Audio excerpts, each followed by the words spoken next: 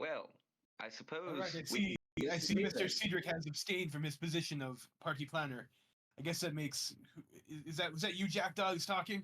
I guess you're the party planner right now. Congratulations. I didn't say anything. Oh, You're just standing there serious. I listening guess. Sorry. because every question I this ask is is serious. stupid. Of course, it is serious. Yes. Oh, sorry. Yes. I wasn't being very serious when I was talking to Jack Dog. You see, clearly I meant to imply that you are now our party planner. Congratulations, Sirius. I'll have a slow clap. Despite having the party's highest intelligence, it's quite clear. Don't worry, Vasile. You are in good hands with Mr. Sirius here. He will take your job seriously.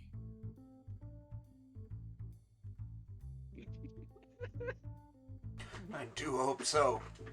Where shall I await you? And my tome?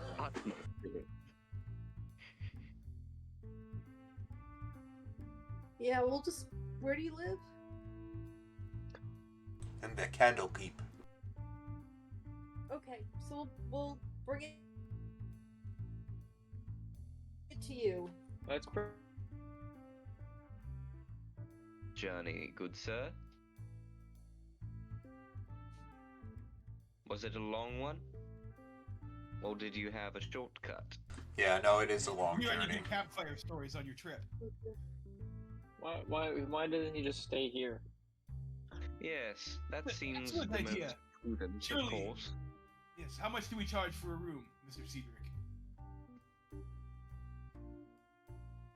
Put that in mission funds. Excellent idea. Now that's a plan.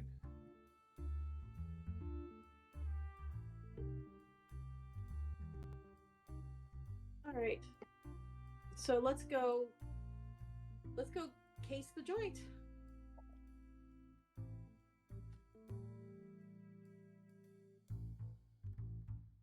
Yes. Okay. Is the wizard Muckle? Is the wizard okay staying here while we retrieve his book? For at least one gold piece a night, he should be okay. We have the finest of unseen servants to wait on him.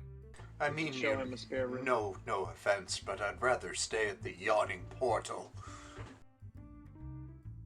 I've heard bad reviews about that place. They have trolls that come out of the well, and they've got Stirges, and it's awful business. I don't think it's quite safe to stay there. He is a wizard. He should be fine. All right. So if he's going to be at my the impression yawning of the portal, place, of course. But we'll meet you at the yawning portal as soon as we have some more compelling information. Mm-hmm. You rest your weary staff, sir. And Very well. I shall await you there. And he gets up and shakes your guys' hands one by one and then leaves.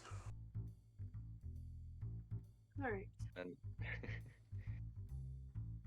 as he shakes my hand, I will attempt to deposit something in his pocket, unseen.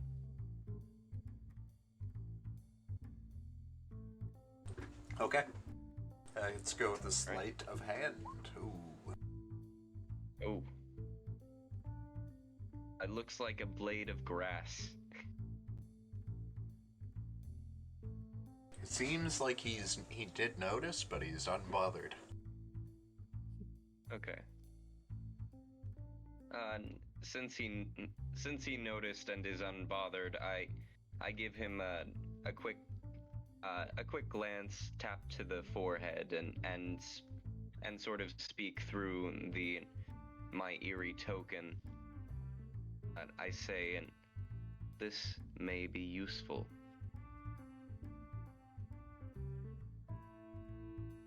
Kind of looks at you and winks on his way Remember, out. no magic in the city. That's registered.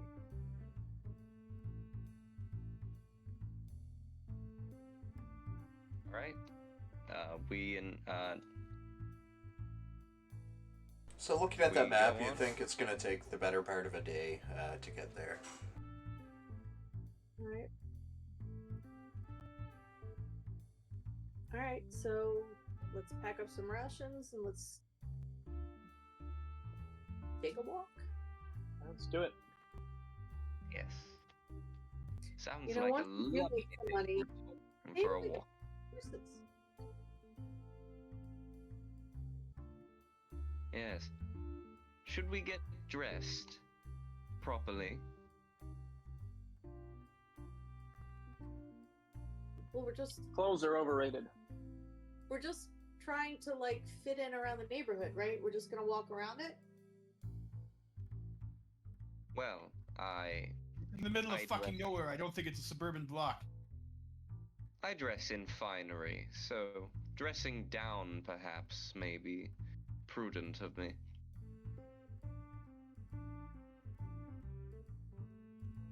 I'm going to purchase a disguise kit and get my dirty clothes laundered, if possible, like my common clothes. Oh yeah, definitely. Would that cost anything? To launder my street clothes? I wore them Are in you the doing sewer. it yourself, or are you gonna hire somebody, or? Considering that we're about to get to business, I don't think I have much downtime. I wouldn't pass them off to pass off that duty to someone else, probably. Okay, yeah, it'll be at least a copper to make somebody else do it, or to convince somebody else to do it. Okay. Does anybody else want to make any other preparations about the Waterdeep? I have no money. All right.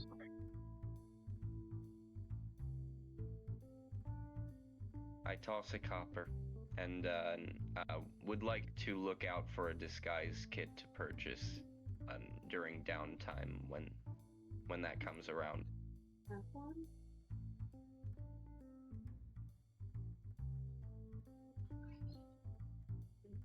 All right. Nope. Jackdaw? Cedric? No, I don't have anything I need to do. Although I do have a disguise kit, Sirius. If you want, I can use it on you. Ah. Well, I've recently come into some proficiency, you may say. So you might want to keep that handy for us. Okay. And I would also be looking for a forgery kit. Yeah, you can buy pretty much anything you want to here in the Waterdeep. Most things are easy to find. The Looking marketplace to is quite expansive. Yeah. We would be looking sort of on the way, and I wouldn't make a big fuss over finding it.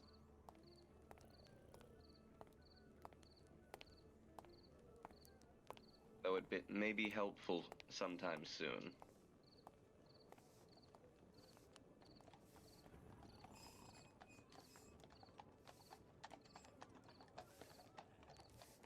So where are we going, boys and girls?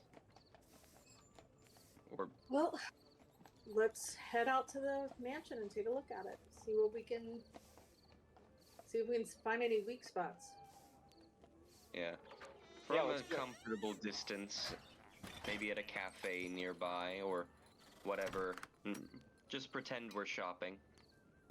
I could If it's disguise the- myself to look like Vesiel Talistrom. So and yeah, go to the door. the mansion is well outside of town.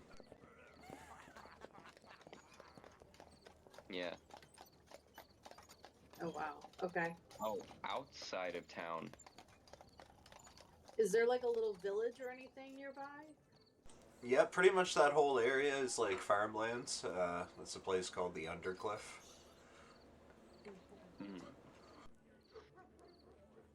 So first of all, we need an excuse for us to be here. Not unless we're anyone have stay any- hidden. We could just wait for it to be dark. By the time we get there, it will probably be dark, and if we're good at staying Yeah. hidden, then we won't need an excuse. All right. Yeah, Ned White I'll says it's keep dark one in the before. back pocket. We lost our cat. We're chasing it down.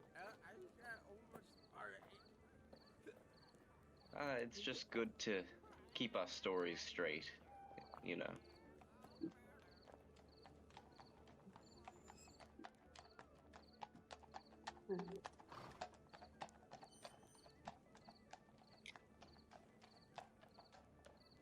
All right. So, would take about 8 hours to get there? Yeah, it's gonna take you more than that. It depends on who's leading, and we'll make a little survival check when you guys want to go. I think our scout would do best in that. Our resident wild card.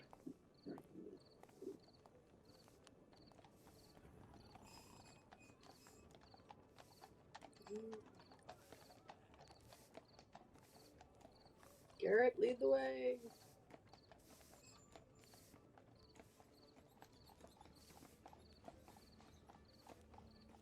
You're muted, Garrett.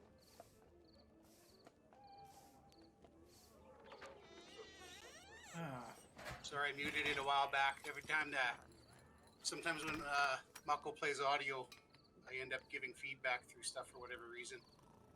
But so yeah, Garrett has left. He actually left Troll Skull for about an hour. He said he was going out on business, and then he returns with an elderly gentleman.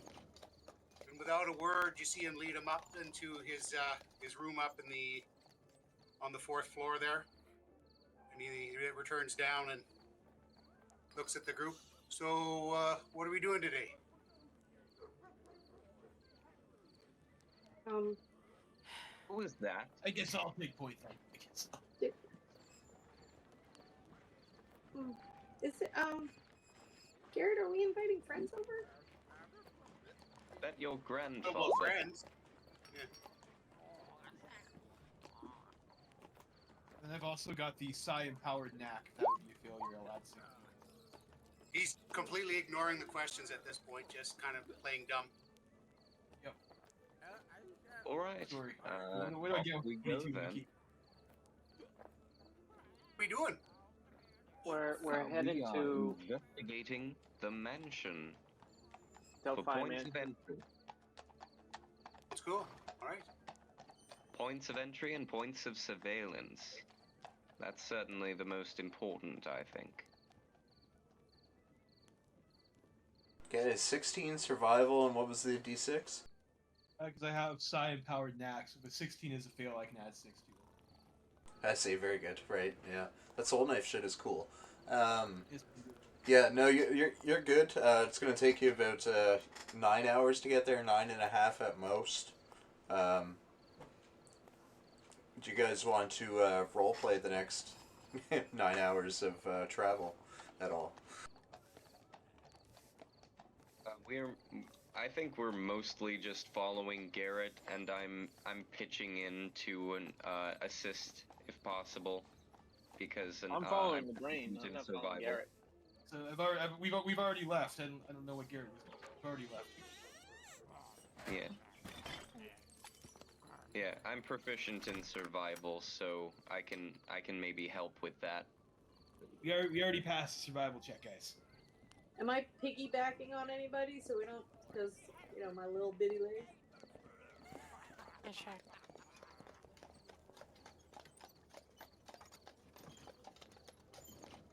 As the hours pass and the sun begins to set, a ray of sunlight shines down on a tree stump by the side of the road you're following. And then the disembodied head of a woman appears above the stump. My name is Elra Lionheart. My companions and I died trying to retrieve the Celestial Codex. Heed my words, lest you fall prey to the dangers of Delphi Mansion. Marcos is using this book to conjure otherworldly beings not meant to exist in this world. Meanwhile, his purple-robed cultists busy themselves with Eldred's experiments. Beware the creatures that look like puddles of mouths and eyes. Beware the thing that has hooks for hands, and beware the mansion itself, for it transforms weirdly. Most of all, stop Marcos before it's too late. My companions and I had a camp on a bluff due south of the mansion. If you go there first, you'll find my backpack containing a map of the mansion. Best of luck. And she Oh, that was disappears. convenient. Thank How you, Alpha. convenient. An actual talking head. That was weird. Does the head Alright, disappear? It did disappear, Yes, I'm yeah. pretty sure that was called an exposition. Now let us make way to this campsite so we may retrieve our map. Yes, of course. Okay, I guess we're just not going to talk Beware about that of whole thing. pummels Let's just and go to the hooks camp. for hands, and a transforming mansion. Yes, yes. Can I roll a check to see if I know what those things might be?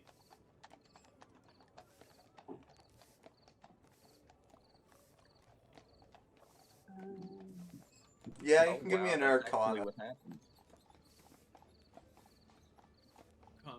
Okay. Is that the same? Well, I got a full knife ability. I got my extra D6 here. That's a 13 Another or a 6. Jeez. Yeah, at the 19, jeez. You think, Gibbering authors? you've only heard of one other creature, with hooks for hands, and it is something of nightmares, and you didn't think it was real. It's called a hook horror. Hooked horror. Oh, that sounds lovely. Yes, is the other thing perhaps a gibbering mouther? It is indeed. Well, I'm sure our infiltrator will have a fun time dealing with that. Good luck, Bella. Alright, so one of the Muckle, things does the is eye for detail. So so I can look for the backpack. Okay. nice? Out of curiosity, does the woman's head match the one that was on the key that we got? Ooh. Make a history check. I can't find a picture of the key in my thing, but Should be in there. A 12, yes, it was the same. okay. Alright. What a shame. What is your passive perception, Brain? For no reason at all. It's 12.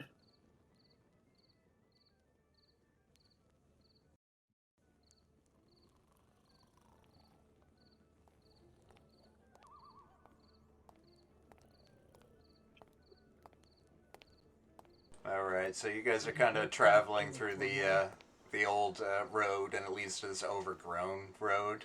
And you're kind of approaching the split, and you figure one way must lead to the camp, and the other way must lead to the mansion. Brain, you spot something here in the forest that looks like it shouldn't be here.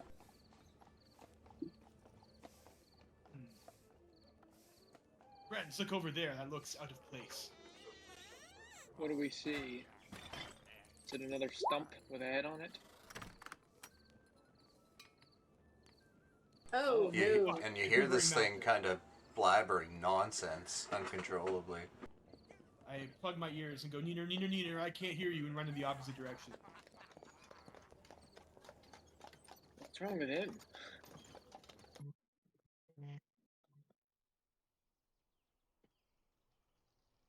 As it now sees you and you see it, can you hit your token and roll some initiative?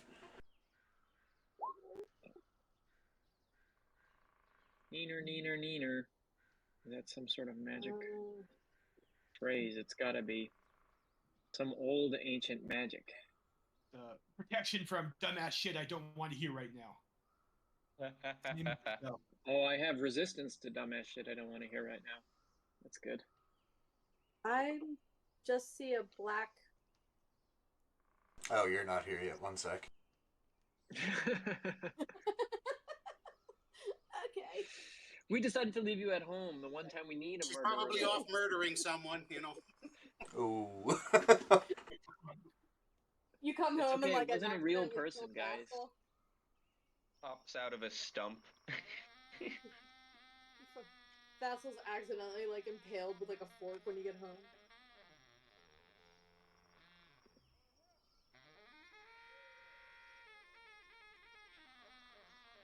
Can you get your initiative for us, Nedwise?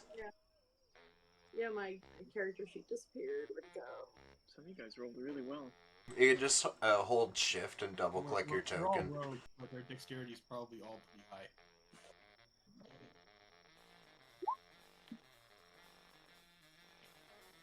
For example, Nedwise has 19 dexterity. And she is up to make the first move here. Oh no. Stab, stab, stab, stab. Murder, murder. You know what to do. Yeah. How far away am I from this thing? Let me see. Okay, well. We need somebody in melee for sneak attack. Yeah. Oh, it's so gracious of you to volunteer for that, my friend. Don't Alright, forget, I'm Ready just in gonna- action. bonus Use your action. cunning action Yeah. dash next Yeah. to it, so I can get the sneak I'm just attack. gonna try to shoot it with my crossbow. Okay. Or my short bow. Wow. Fatty natty. Imagine if you had sneak attack. Imagine. Alrighty. Okay. I would hide. Oh, you rolled max damage for that. I'm still deadly. It didn't apply your critical there, did it? No, 1d6 Yeah, plus it 4. didn't.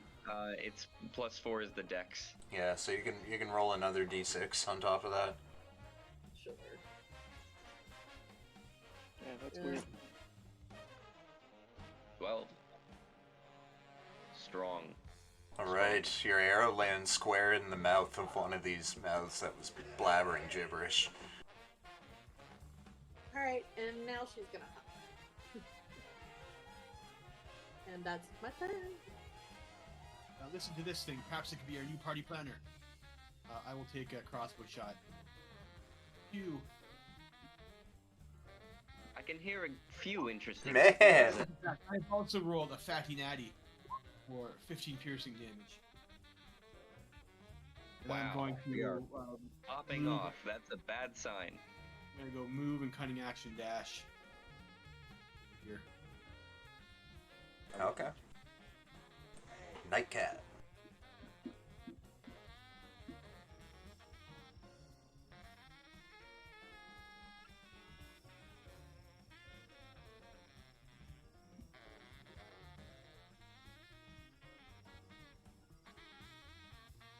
Bonus action.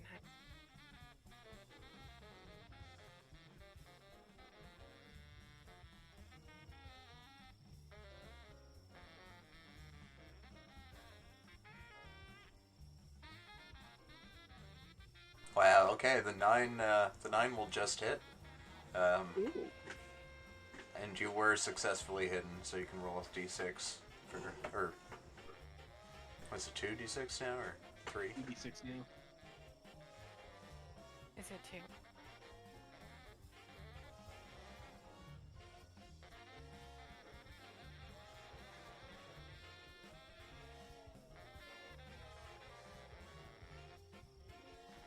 Okay, your guys' arrows are messing this thing up.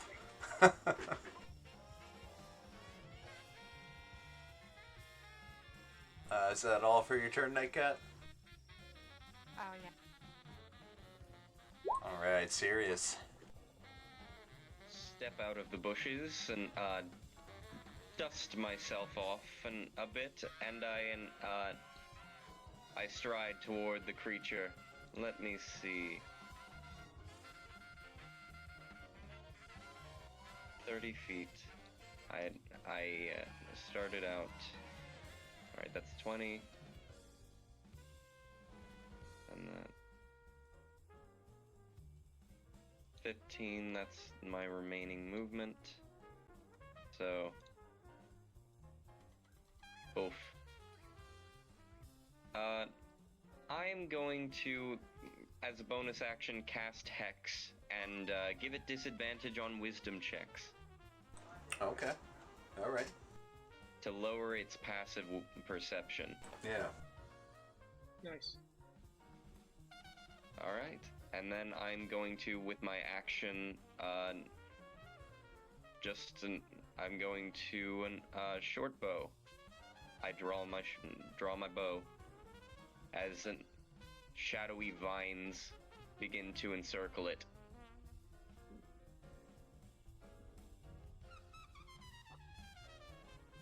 So 24 to hit, and that's Yeah, that is a 5 hit. piercing damage, and 1d.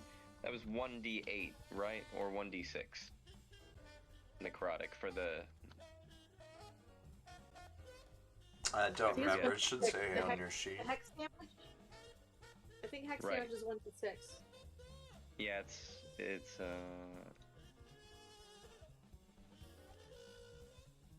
Yep, 6 damage. With necrotic. Yeah, that's a 1d6.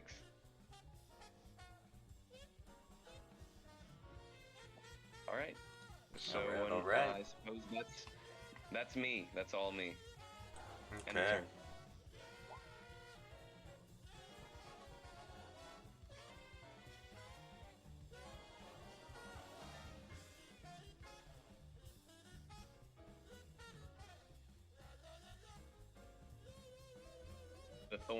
The shadowy thorn stab into its eyes, hampering its perception.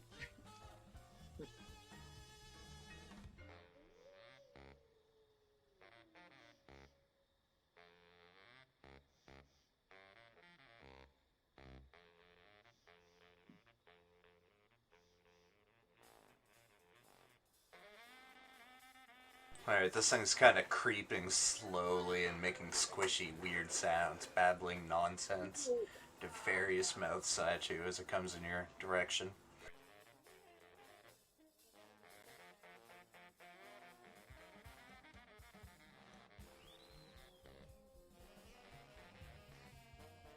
Oh, my roll 20 is lagging.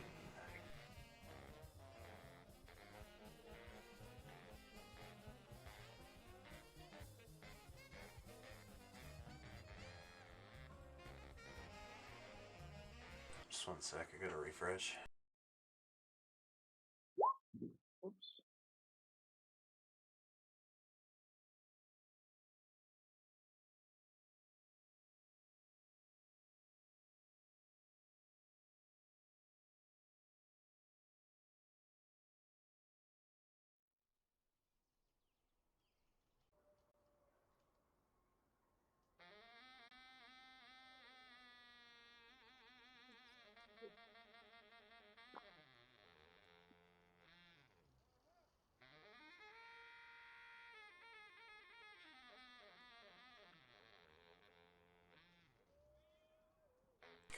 Alright, serious. This thing, one of its mouths is gonna open up. And it's gonna spit this strange looking chemical glob directly towards you.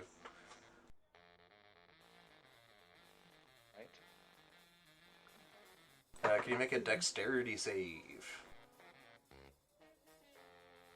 Dexterity saving throw. Yes. Wow, a 19. Okay, you are good. This thing exploded with an insane amount of brightness, but you were able to shield your eyes in time. I look away, voguing as I do. Strike a pose. Strike a pose. Jackdaw is going to run up behind this bush and then attempt to hide behind the bush.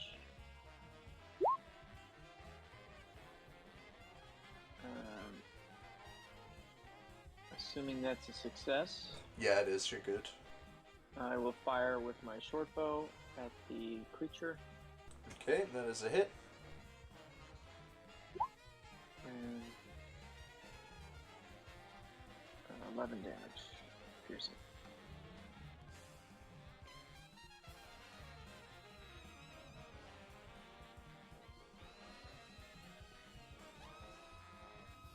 At this point, the mouths on it are no longer babbling nonsense; they're just groaning in pain.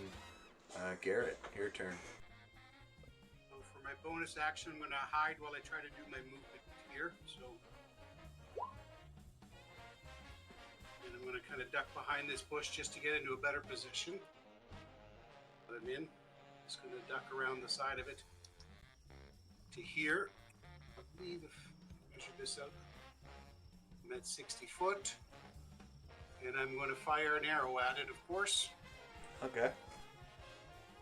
If I'm hidden, I should have advantage on this. Yeah, you are hidden. 15. That is a hit.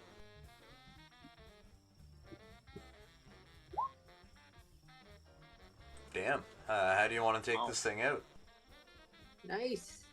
Quickly, you see Dirk kind of ducks down, rolls around the side of the bush, pops up into a kneeling position, takes aim and just fires an arrow straight into the largest of its mouths. And then he just holds his bow to his lips and goes...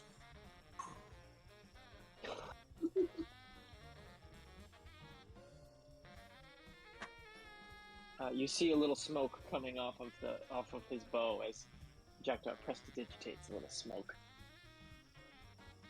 Alright, Nettie, your turn.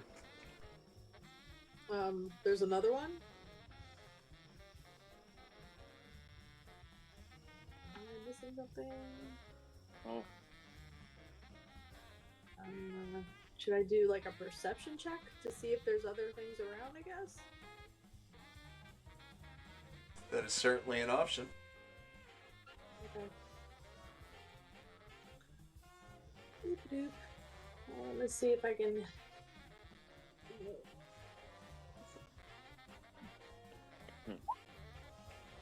Ew. No. You Wait, do not anything notice with anything. perception, it's treated like an 8.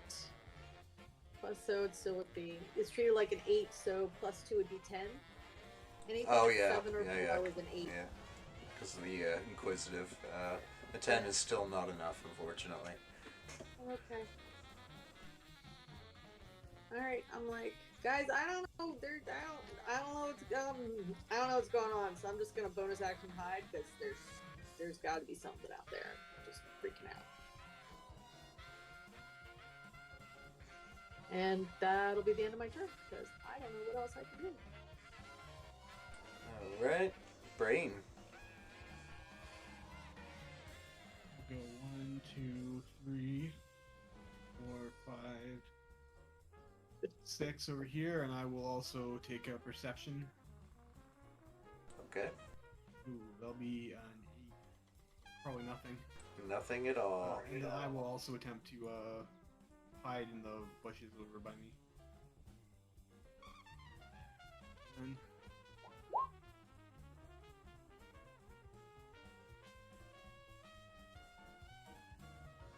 Okay, Nightcat. Holding my action for something. Alright, an attack action.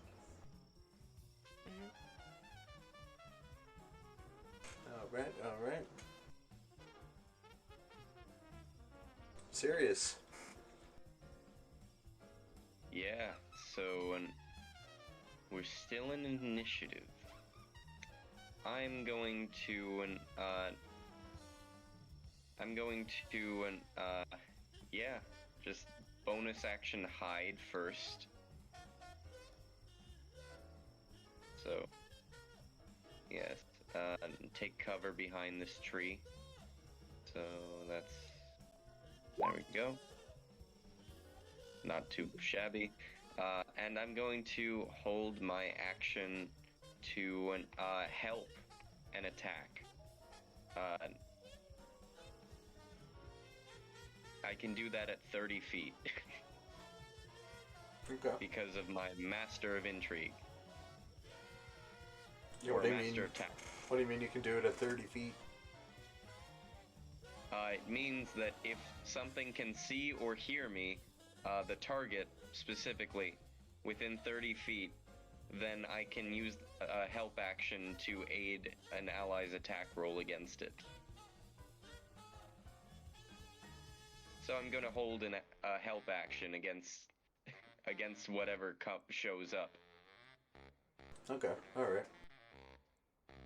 And that's end of turn. That'll be Jackdaw.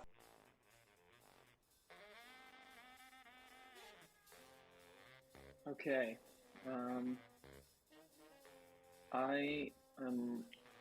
I'm gonna stay hidden, or I guess I'll re-hide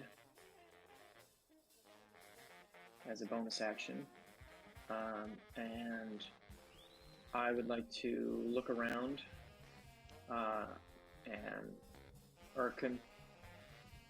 I'd like to look around and see if I notice anything Okay. in the clearing. Yeah, you can make a perception. Not quite. Not quite. Shucks. All right, then I will end my turn. All right, Garrett.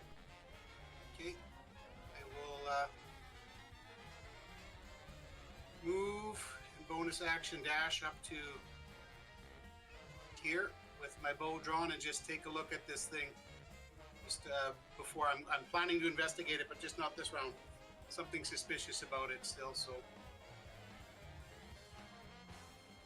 Guess, screw it. I'll move right up and do an investigation on it with the help. Okay. Well, just not an advantage there, so just a 16.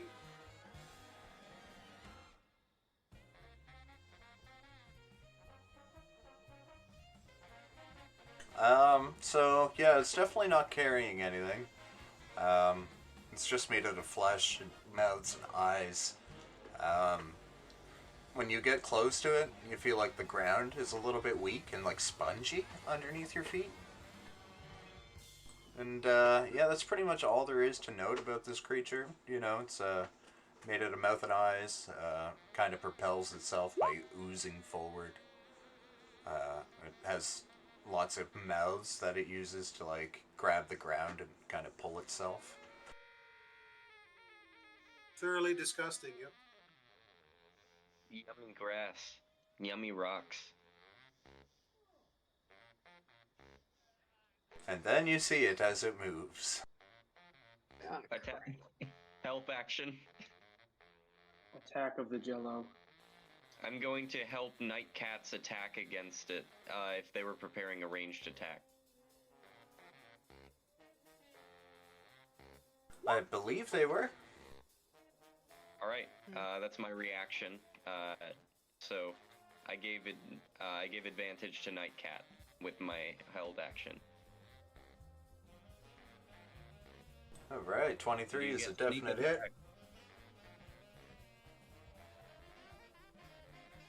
18. The cat bow. Alright, your arrow goes right through this huge gelatinous mass.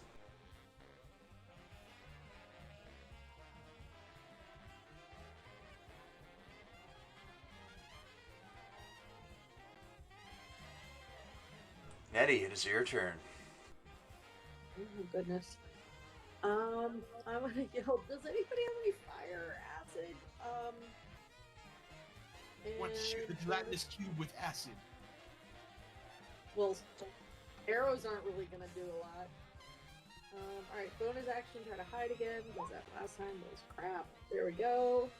And I'm gonna try to shoot it with my short bow. Okay. Oh, natural. Oh, wait! Ooh. I worked with the- Halfling luck. Halfling luck. 15 hits. Yeah. Alright, 14.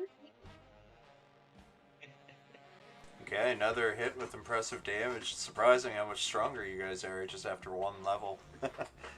Anything else for your turn, Nettie? I'm just gonna yell out, does anybody know how to, like, does anybody know anything more about these things? And then just hide there. I think Sirius might know some more about it if it gets another turn. Okay. Just Right. give me a second. I need to look at it a little more closely. I meant you're going to learn from experience. I will move over here and I will give It you is all the best teacher. give you all the side blade. I'll chuck a mind dagger at it. For 7-second damage, then with my bonus action, I'll go shot again.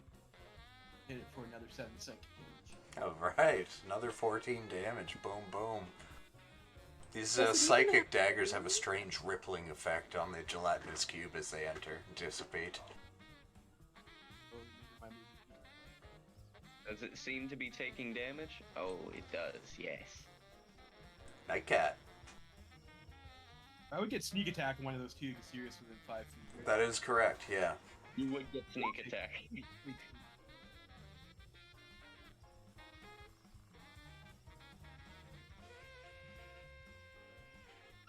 Oh, why would you try to attack little old me? Don't you know my friends will help? You're the one who's supposed to help Sirius. That's your job as a mastermind, in case you forgot. I'm not the help. You are. Alright, Nightcat? Nightcat is going to pull from his utility belt 3 cat missiles. Okay, okay. Missiles.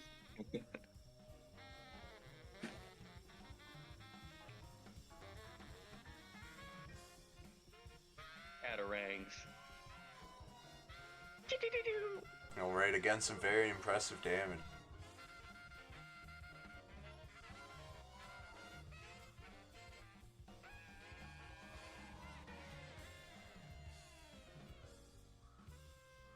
Is that EOT? That's an EOT. Alright, Sirius. I'm going to bonus action, is Jack Dodds, hiding at the moment? Is he hidden? Yeah, I am. Okay, then I'm gonna bonus action disengage. 3, 4, okay. Alright, and I'm going to, with my action,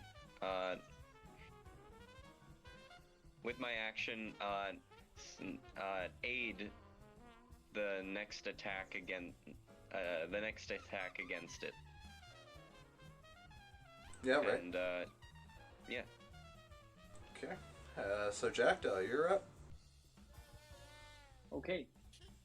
Rather, the next attack from an unhidden person. Yeah, so I'm going to approach the gelatinous cube, and I will pull out my rapier, and I will stab it. I'm assuming I do not get sneak attack. You do not, no, because you moved and revealed yourself.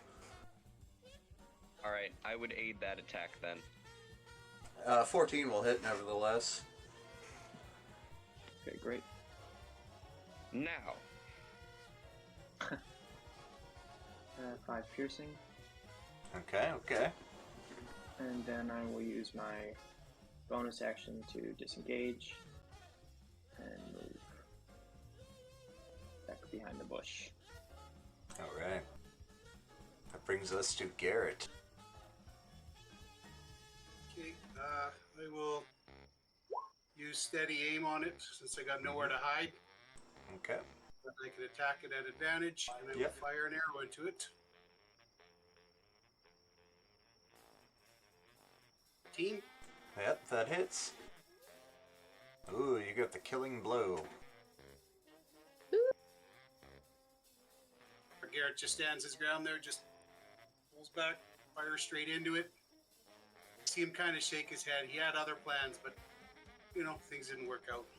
You see him, he had at one point, he was reaching for a flask of oil. Like, Okay, you'll find a use for it later, I'm sure. Yeah, so you guys probably have about an hour and a half left of daylight. You can continue on to the mansion, or investigate this rumored campsite.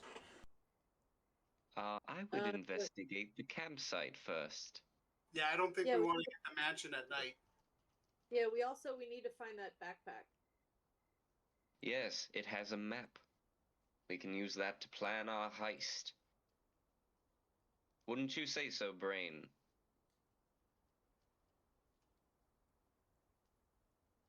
Yes, it's always better to have more information. Knowledge is power, after all.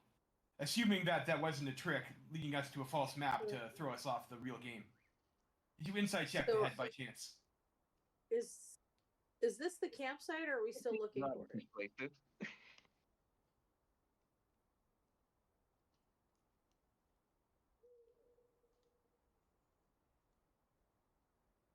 This is the campsite. It's not far.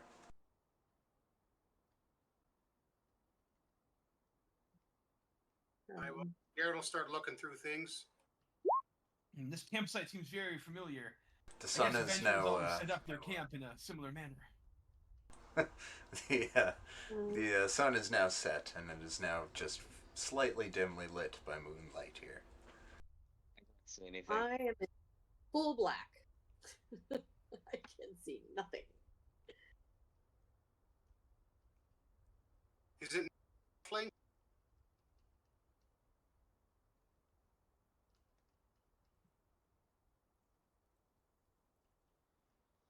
Right, is that correct? Nedwise, you're a halfling, right?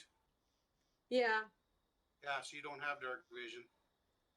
Oh, it's that dark. I guess while he's doing his investigation, realizing Nedwise is blind, I'll light a fire in the campfire. Jackdaw can help with prestidigitation. Give some sparks.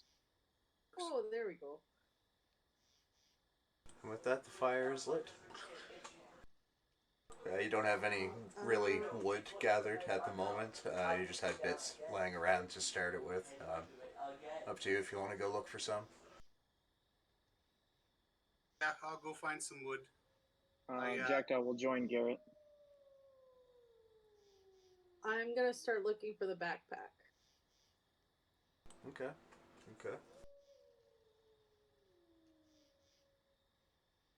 I would like to investigate the campsite generally to see if I can discern if anything happened here of importance.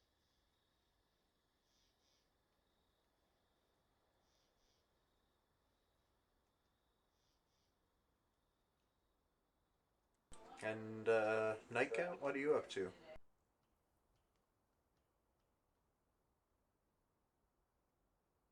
My cat is eating his rations, just sort of staring into the fire.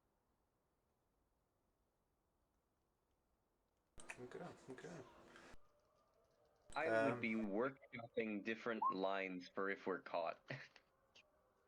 Okay. So it's certainly easy enough Jackdaw for Jackdaw and Garrett to find wood. Lots around in the forest. Jackdaw will I'm a also. real estate speculator. This place has real potential, but it could always be improved.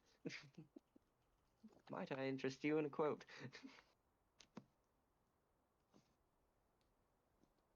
Jackdaw will also prestidigitate everybody's rations, so that way they taste a lot more delicious. Alright, Nettie, you're wrapping up your investigation as the fellas are returning with some wood to burn. And you find a few things. You found one larger folded piece of parchment, and then a couple just jotted notes around in various spots. Okay. So these are what the 3 notes say. Marco says we're with third floor.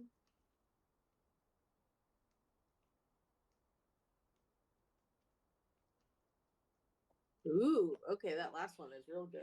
Okay.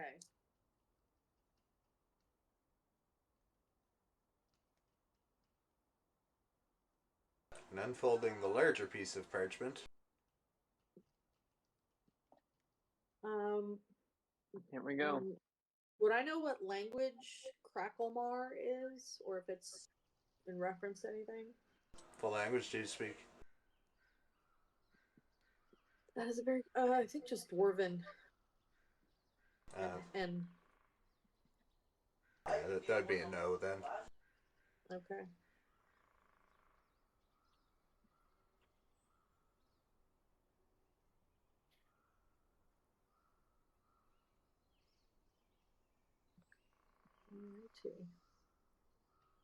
So if you want to share this with your teammates, I can drop you over on the planning map and you guys can get a bigger look at it. Yes. Nedwise is going to keep it to herself and pull off the heist alone. Oh, mine. Yes, Nedwise can go on the redemption arc. To show that by killing everybody inside the manor and completing the mission, it will go much smoother than killing only one person this time. Leave no witnesses. Leave no witnesses. Leave no witnesses. Besides, we can just turn the book back into the Golden Vault instead of that other guy. They didn't specify we had to have no casualties. Or, since they both tend to fuck us, we could just sell it on the black market. I bet that thing would sell for a lot. It seems valuable.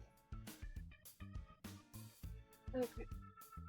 I would say we should look into the habits of this person, the current goals, if possible. Yeah, but Yeah, if we can it's watch not for like a couple city hours. where yeah, but it's not like a city where it's easier to sort of watch and be unobtrusive. Like, we're out in the middle of nowhere. Unless there's some trees outside that I can hide in and look through the windows. Actually, that's a perfect idea. Let's find us a lookout spot that might be able to grant us some insights that we might not be able to, putting ourselves at risk.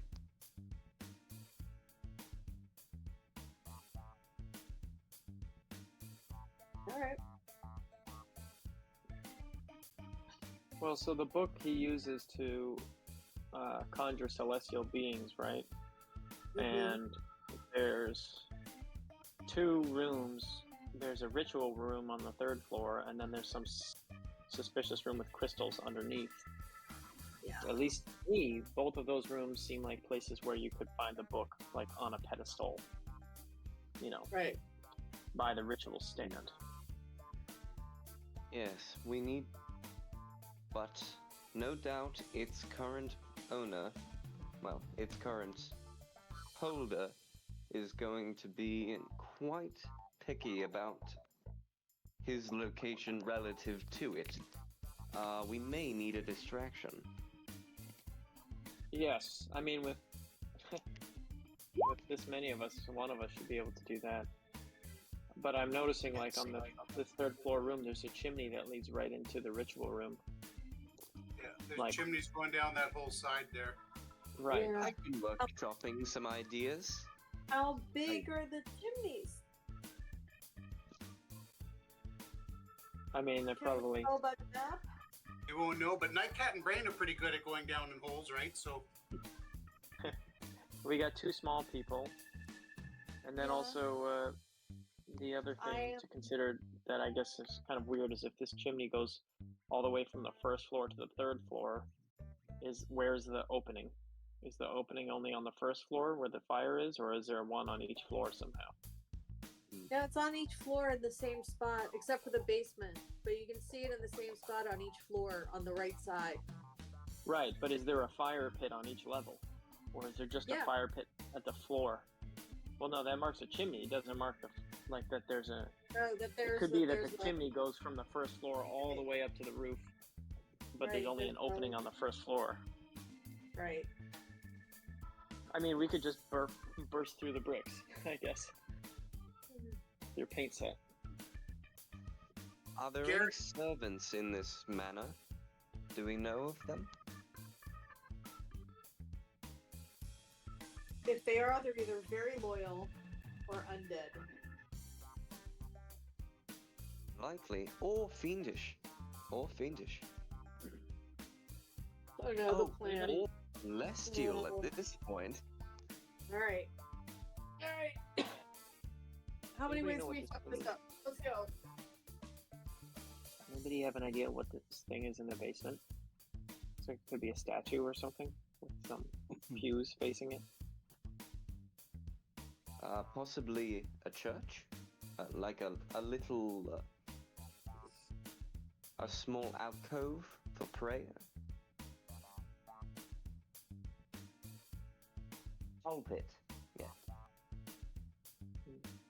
I mean, if he's this wealthy and he lives in a mansion, he has to get deliveries.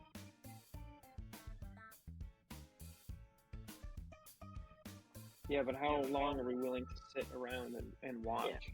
you know. And just show up. Like, You we can say, didn't get- hello, we're from Dan's Daemonitorium. We have lots of items that might be True. helpful as catalysts for demonic rituals. If you'd like to buy some. Okay. As soon as I said it, I realized. Sorry. All right, but we do have the passwords to get into any window. Can anybody here turn invisible? I mean, assuming he was dumb enough not to change his passwords after he caught a bunch of adventurers breaking into his house. I Yeah, can well, quickly that's- disguise myself into one of the servants, if need be. Provide a distraction. Well, that's the thing, is like we only have this map. We don't know anything about what the house is actually like. If there's anything we learned from last week's heist, it's that the map and the actual layout Yes, of the we place need- is very different. we need to make use of this layout to observe the populace, to observe the different peoples coming and going within the mansion. Yeah. Hopefully, we can act sooner than this Marcos Delphi can further his plans. But either way, I think if we can just steal the book, I think it's fine either way. Okay. I think the best thing is to see if there's a tree or anything so we can see inside. Yes. Yeah, we need to vantage get point. eyes on the house. Who are the sneakiest folks?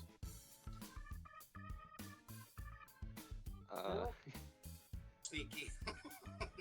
Out of character, I have a +5 to For stealth sneak? and sleight of hand. I have 6 and 8 for sleight of hand. +8.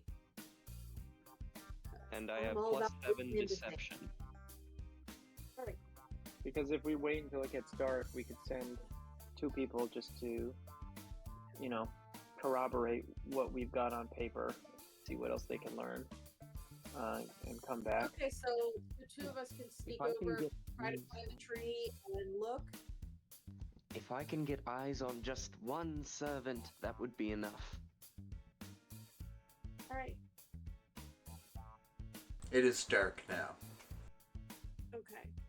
Just remember, Eddie can't see in the dark, right? Yeah. No, I can't. Garrett's pretty good at stealth. He's got like an 8. Yeah, Garrett, why don't you go? I can go take a look, but Mm, might make more sense for you guys to be nearby, so if things go bad, you can come in and save me. Yeah. okay. No, you should go in all by yourself. Yeah. So you guys know what to do if I'm not out in 5 minutes, right? You guys Yep. come in and you rescue me. Storm the place, yes. But Well, we first, we may attempt a ruse. I would attempt a ruse, certainly.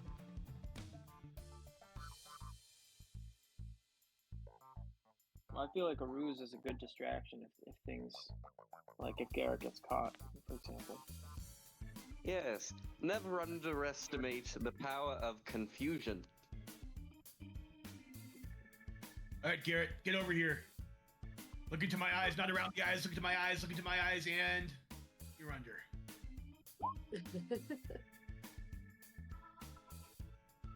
Oh, nice. Does anybody else want to go with Garrett?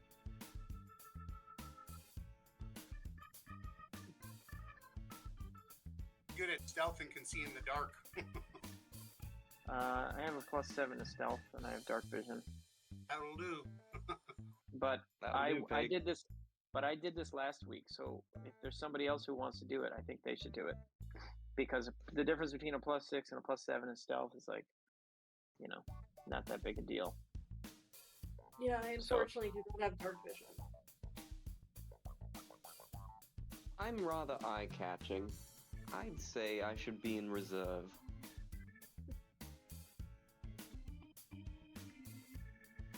How about Looks you, like you're on your own, Garrett. Crane?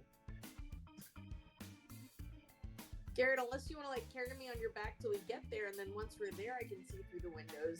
Still, if there's light, like a candle going on.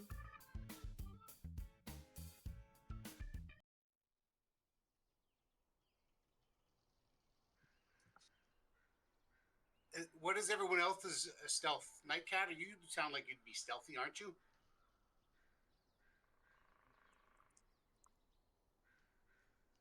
We really need to, at some point, get Natty some of those special goggles, but we could try this piggyback thing. Let's go for it. Just have fun. Okay. Yeah, what's the worst that could happen? I You kill got somebody. everybody else. If shit goes to plan, I can just send a message over to Bob, like, come get us.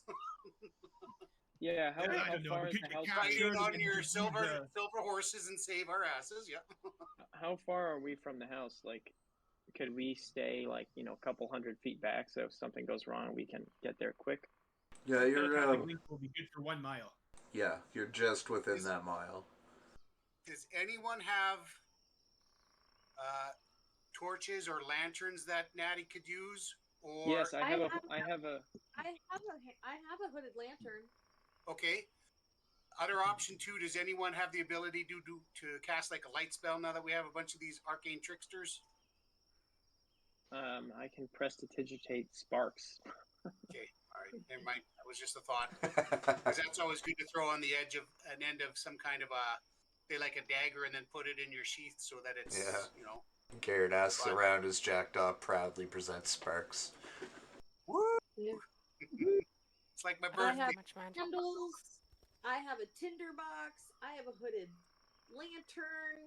Yeah, you I can have light your hooded crowbar. lantern and then just keep it hooded, and then when you need to open it, you can, right? So that may be a Okay. good idea. All right. Jackdaw will come with you guys, but he's gonna stay back. Well, I kind of want you guys all to come, but like stay at the edge of the forest kind of thing, and then Right, yeah. close I enough would that if it definitely gets bad, be- because it probably will. Because it I sounds would like be we're like a trying mile to away get from the eyes house. on the inside as much as possible so that I can catch a glimpse of a servant. Yeah. Right. So why don't we all just go, and then some of us can hang back in the woods, and those who feel comfortable can go up to the house. If we see one outside, we grab him and we tie him Yeah, up. that's the other option. We might get up to the house. There might be nothing around, so we might be able to just kind of wave the whole group in. Like, okay, well, and we might as well since we're here. Let's do that then. Know what we're going to see, but what is that word Let's again? see. Korkelmar? Is that Orcish? It's Krokelmar. Korkelmar. Krokelmar. Everybody practice saying it before we leave.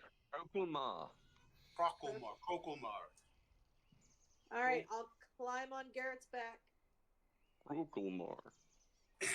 So you guys all heading towards the mansion then? Yeah. For now, I might just hold your hand, Nettie, and lead you that way, but...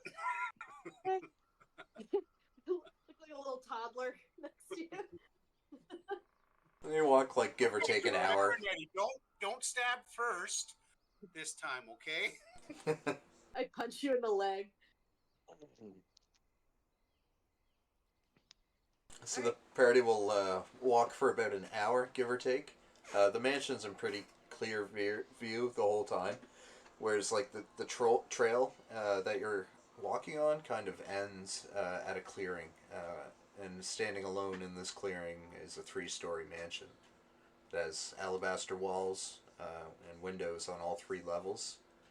You can see a closed double door on the ground floor, and you can see light coming through just about all the windows. The area around the mansion is unnaturally quiet. You don't hear any wildlife, and furthermore, it looks as if some of the vegetation has seemed to have dried up and died around the house.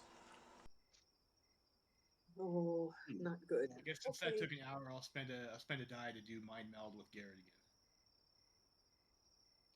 Okay. Shitty roll on that time. Same, yeah. May I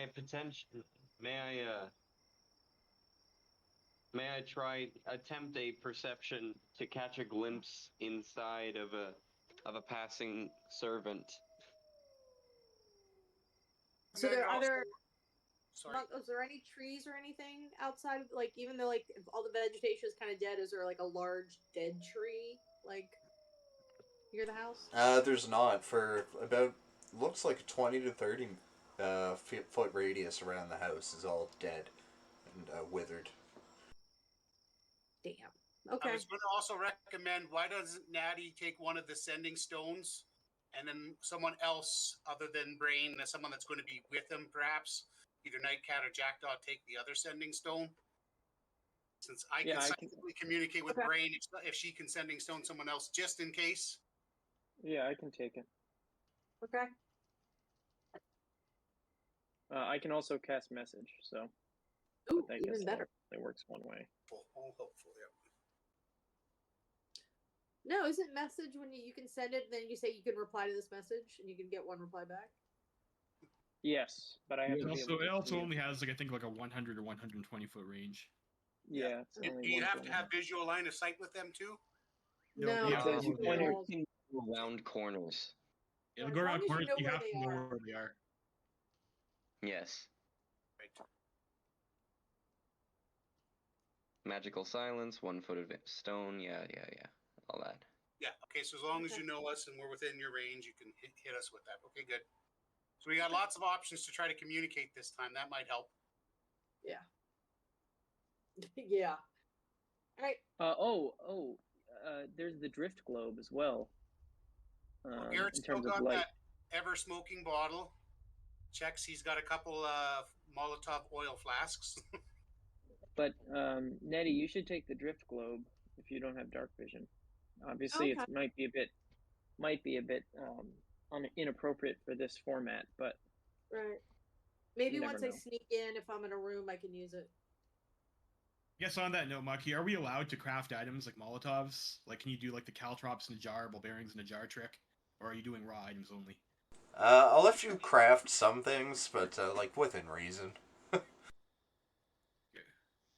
Well, Garrett stole. He went and found some old wine bottles down in the basement, and then used the that flask that we had, poured out oil into it. So we made the Molotovs with that. They're nothing fancy, but it's the equivalent. I think you can do it with a standard flask of oil. Was kind of what I was going for, but Yeah, the problem with the standard flask of oil is you have to hit them with the oil with a ranged attack, and then you have to light them on fire. You can't make a Molotov grenade out of it. well, I was thinking with the bottle, I want to light it and throw it, and then I want one of you guys to shoot the bottle out of the air with an arrow. That would be cool, but.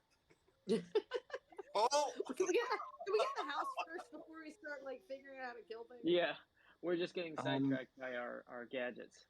Yeah. How high up are the windows on the first floor? The first floor windows are about 5-6 feet up. Okay. Can I get on Garrett's shoulders? I'll give you a boost up. Okay. Okay, so we're gonna crawl up. I guess we'll start making our way closer to one of the windows. Is there any light? Do we see any, like, candles or anything in the building or in the mansion? Yeah, if you guys want to walk up to it and check it out, is everybody going together? We'll stealth up as best we can. I know it's probably an open field, but if the clouds cover the moon for a moment or what have us, we'll take our opportunity to try and sneak up. We can still try to be quiet, so if you guys want to do a group stealth roll there. All right. Oh, nice. Nice. Yay. Yeah. Look at this group. Here we go. This is what we're all good at. Throw a psionic Blend energy into the dead Stand back a little vegetation. bit further, so that worked out good. Okay, so you guys are managing to be pretty quiet. On either side of these large wooden doors are some windows that you're kind of peering in. Inside, you can see that there are torches on the wall in sconces, and there's light coming from almost every direction inside that you can see. Just past this front door, there appears to be like a big foyer area, and it looks a little dusty. It's got a really nice hardwood floor and 2 sets of stairs leading up in either back corner. Looking up, there's a large crystal chandelier And looking down on the other side of the door, there is a large rug. Looks like it's made out of an owl bear. Oh. Do we see Michael, any shadows is there- moving or things moving within the mansion? Fully lit and no one around. Oh. Suspicious. Do we So you notice said there's any lights on in activity, any all- movement? Okay, there's lights on in like every room. Do we see any shadows or anything moving? Nope.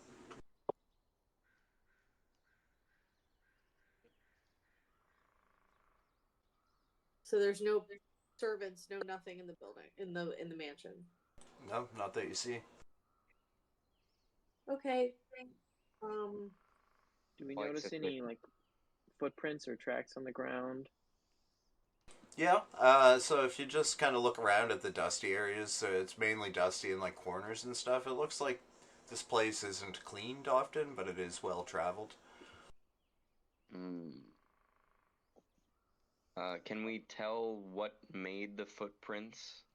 No, What kind it's of creature? it's just you can't really see footprints. You could just tell there's like lack of dust leading up to the stairwells and to where the doors are. Specifically in the pathway. Okay. What's the most well-traveled?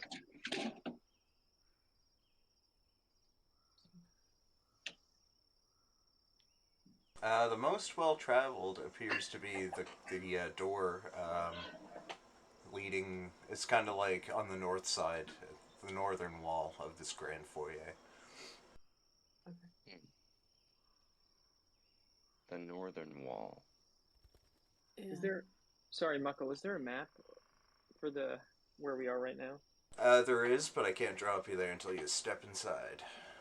Okay, gotcha. Until we step inside of the house? Okay. Yeah, so Nettie, give it that crocomar on the window and open it up and let's go in. Yeah, which window?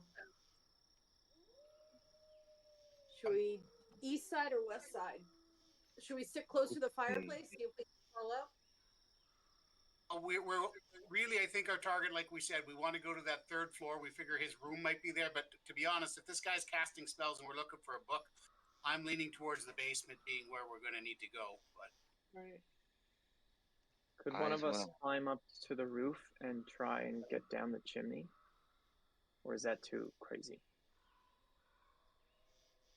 I think we should have someone stationed there at some point to make a getaway for everybody else. Tie a rope on an unsuspecting chimney, and then we can all. So put me on. So let's go through the west side, and I can try to sneak up that spiral staircase to get to the third floor and drop a rope. Yes, having more escape plans is better.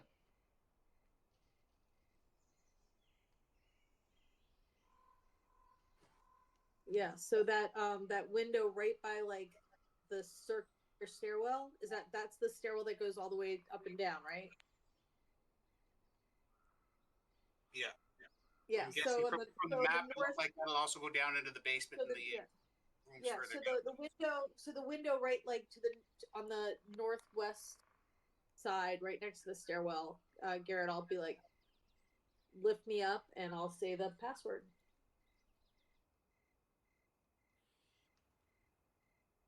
So I whisper Krokomar. And does the window open? It does indeed. All right.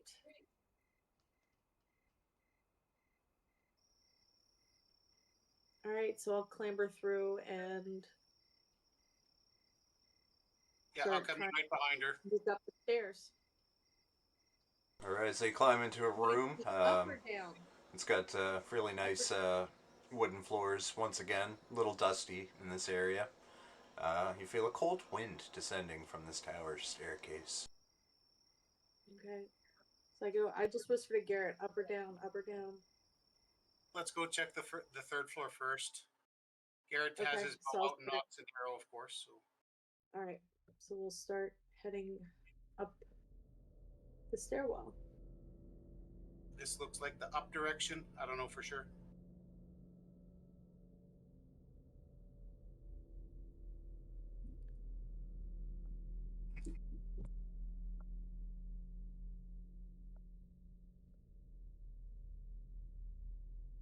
We're on the first floor right now. You are indeed on the ground level floor. Okay. I might actually, Nettie, why don't you take the lead? Because I can always fire arrows over your head. Okay. Plus, you're very stabby, so. You're the Alright. tank. Lead the way. Actually, everyone's a tank. Garrett's got shit hit points out of the entire group, so. You guys climb the stairs up about 20 feet. They're all stone. It looks like this is kind of like an independently built stone tower of the building here, or the mansion. Why can't I? Manually cursor move. It's too tight to navigate with the keys. Have to click and drag your token. Yeah, I'm trying. Well, I can't click it. There we go. Now Now you're moving. Video game character just frozen, standing in place, walking. It's like Skyrim, just walking in the wall. So as Alright, Nettie and Garrett are climbing up there, what is the rest of the party doing?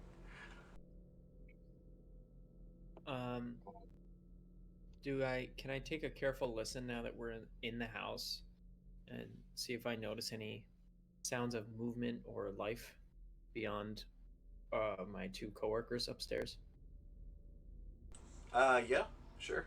Make a perception check. Wouldn't up be to the left? We'll be moving stealthily as we go, of course. And when I get to the top, I'll message back to psychically that so far it's clear. Looks like the stairs continue up and there's a door here. We're going to continue up to the 3rd floor. And on the perception, you don't hear anything.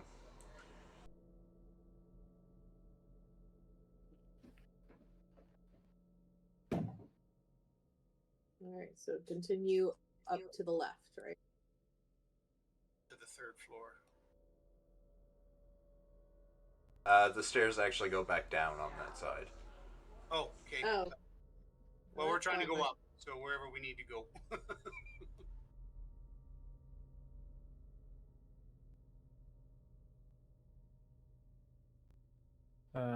I'm gonna say, yeah, because I wasn't sure if all of us were in the house. Yeah, you guys are down on the 1st floor, right? Yeah, you should be able to see your token and everything. How far is that north wall you were talking about earlier? It's not in this area. You guys went in through the side of the house, in the back corner. Alright, side, back corner.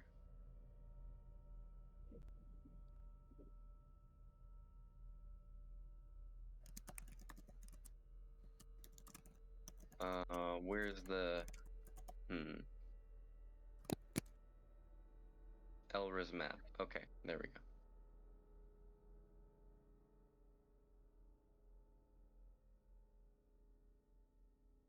Okay, Nettie and Garrett are once again climbing. I'll describe the room to them in a moment after we get a quick checkup on everyone else. 3rd floor is where he performs rituals, it says. Or so it says, anyway. They must have cased the joint pretty extensively to have said as much. But do you think we should investigate the downstairs just to be safe, just to see what's down there? I mean, that's the only it might make more sense to do one room at a time, but looking on the map, the basement is the only other place that raised my eyebrows. Yeah.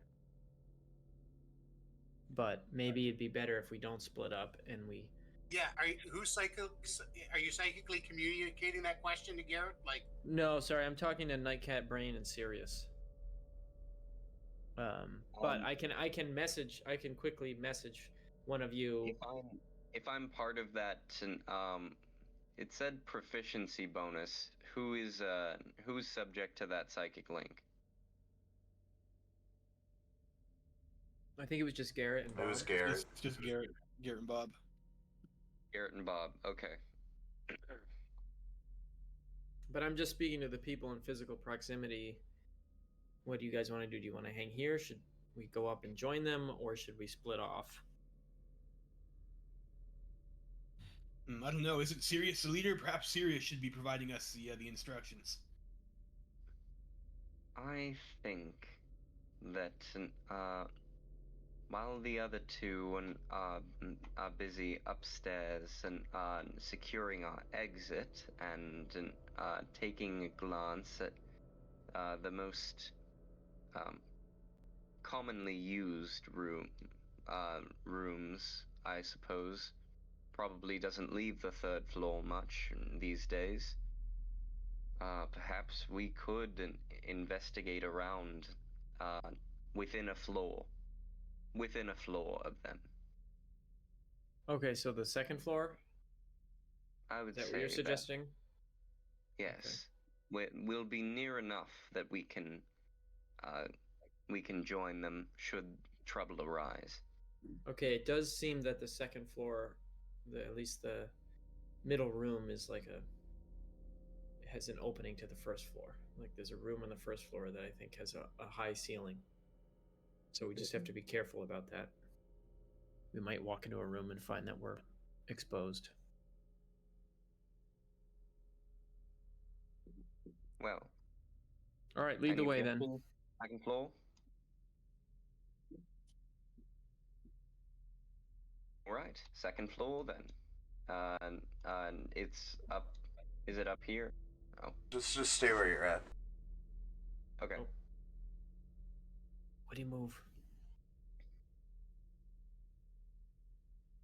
I'd like to be quiet as I'm moving up the stairs.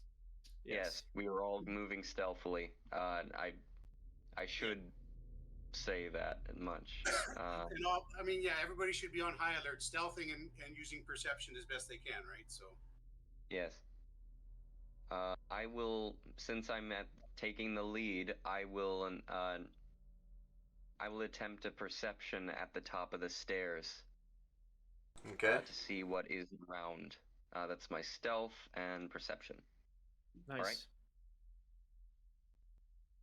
All right. Nothing is around really. A window behind you and a door in front of you. And of course the short stairs leading up and down.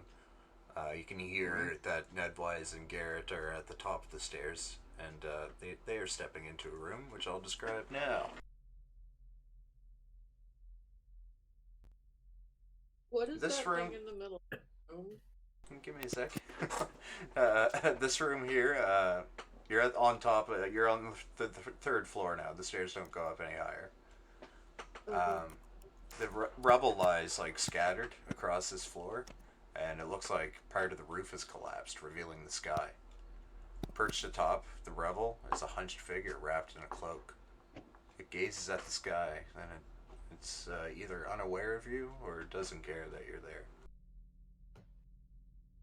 Okay, I'll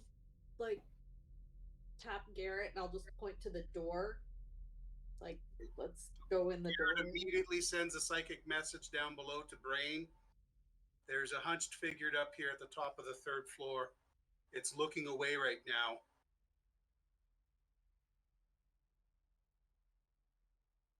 Thank you for the report.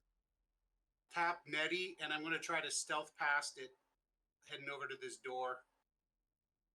See if we can sneak past it. At this point, I'll put away my bow and I'll pull out my my rapiers just in case it turns into that. We will attempt to sneak past them. Sure. And I'll message down. We're going to try to sneak past. Let's get some stealth rolls.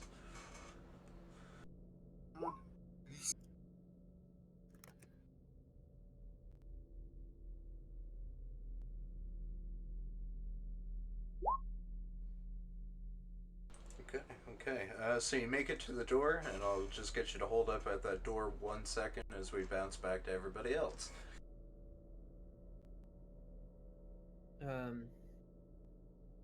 Bob, do you tell this to the whole group or just to Sirius? I'm trying to be quiet about it, because we're stealthing. Right. I guess Jackdaw's wondering whether or not they see the book around the figure. I'll send a message back to Garrett. Nobody cares about the hunched figure, Garrett. Is there the book? Do you see the book? I mean, yeah. If I'm looking at this figure, if I can see, he looks like he's got a book in his robes. I don't know. I certainly, but my main concern is to sneak past him quickly, open this door quietly, peek in there, and see what's there before moving into that next room. Because I mean, the next room could be full of skeleton minotaurs. I don't know, right? Garrett says that was a stupid question. Of course, the hunchback figure is of concern. What if there's a room full of skeleton minotaurs? Okay, you know what? I have an intelligence of 16. I am tired of being called stupid. All right, Nettie, why don't you open that door there, real silently? You can call me stupid. All right. Yep, I knew it. Close the door. Close the door. Close the door. Yeah, you guys are gonna have to hold up exactly where you are. Now, get back there, Nettie. I can only imagine what's going on up there. Back down the stairs. Sorry, Jackdaw. Those were Garrett's sentiments, not mine. Oh, sure. Yeah, all you hear is Garrett, and psychically you hear him go, oh shit, oh shit. Garrett has to use the washroom. Yep. I told you guys. I don't know why he's telling me this. I told you guys to wear diapers. What the fuck was that? Initiative, all right. Oh, is the tracker up? No track. There it is. All right. All right, you can now hit your token and roll initiative. Oh my gosh. You've opened the store into a large hall, which seems to be the home of many Stirges. My fucking life, ever. Oh no.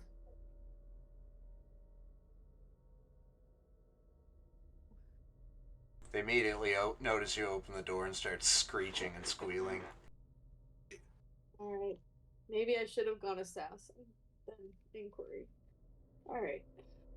Alright, so even if you are not here, I'll get you to roll initiative anyway.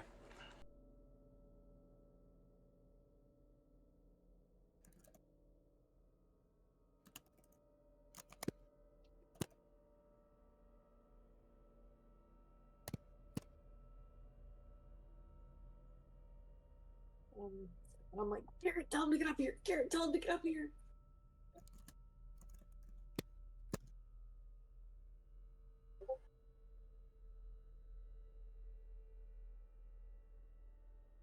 More Stirges.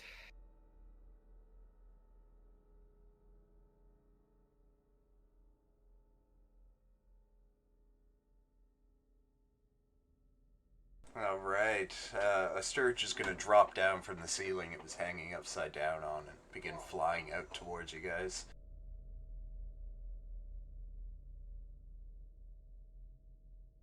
It has enough speed to make it to you, Garrett. It's going to come in for a blood drain, trying to latch onto you like a leech.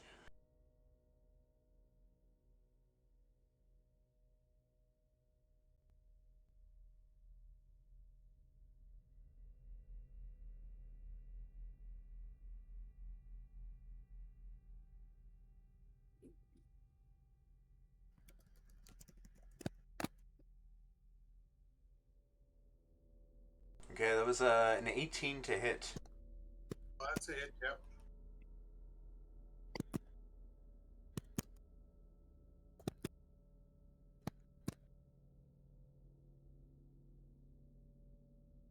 Oh my gosh, it rolled a lot of damage there. It got 10 damage on you there.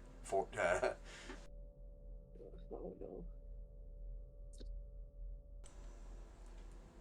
Oh no, wait, I read that wrong. That's my bad. That's a 10 to hit and 4 damage. 10 to hit will miss. Okay, take your HP back. My bad. That's a 4 to hit and 80 damage. Oh, shoot. Another Stirge flies out of the doorway. This one coming at Nettie. That'll be definitely a 22 to hit. Yeah, that'll hit. And that'll be 6 piercing as this thing is now latched onto you. Ouch.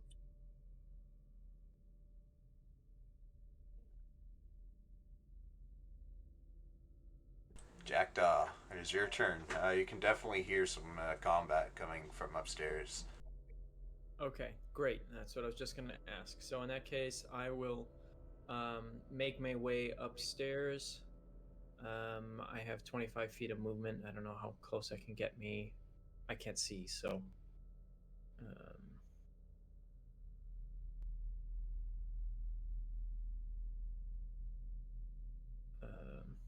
I'll get you about there. Okay. All right, let me see. Bottom left corner. Gotcha. Okay. So I can see that Stirge, right? Am I still hiding from my previous turn, would you say? Maintaining stealth? No, you would not be. Once you move, you kind of reveal yourself. If you over attack or do something like that. Gotcha. Then I'll use my bonus action to hide right now. Okay, okay. And then I will attack with my short bow. Not sure if I get sneak attack, but I'll roll for it anyway. Who are you trying to hit? I don't know if you could... Oh, okay. My character, I can see it on my map, but... Yep. Yeah, I got you. Yeah. I don't know if a 10 hits. Well, if I'm stealth, do I get advantage, right?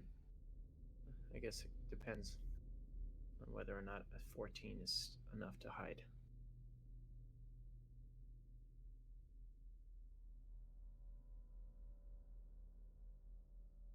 Uh, 14 was enough to hit hide, so you do get to have advantage on that shot there. Okay, great. Does 14 hit?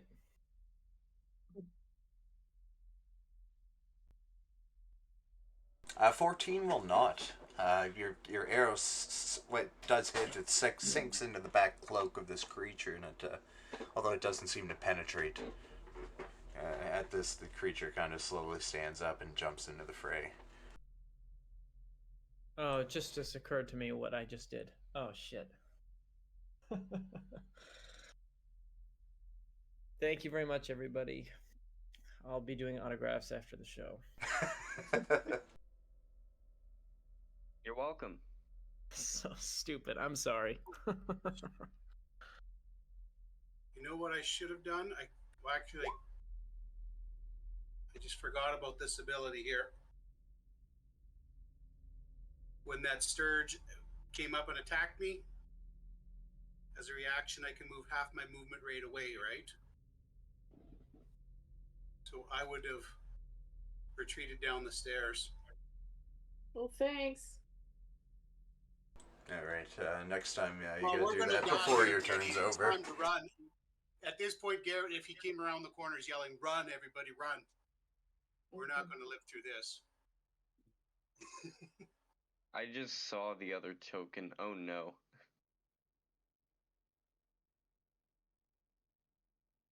Oh no.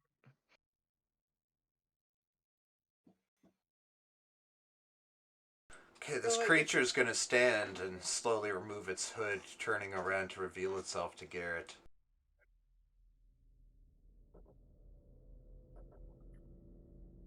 Ooh. It's kind of cute looking. Looks like it might have some weird insight. It's giving you the strangest stare you've ever seen, Garrett. Can you make a Constitution save? Oh no. It's not good.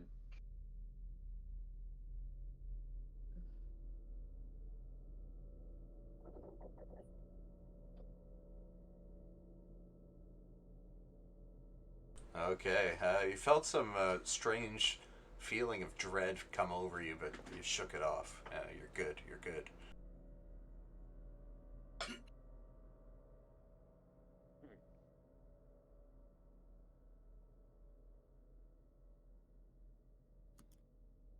Another Stirge flying by. Nettie, you get to make an off attack at that Stirge if you'd like. Yeah. I'll try to hit it with my short sword.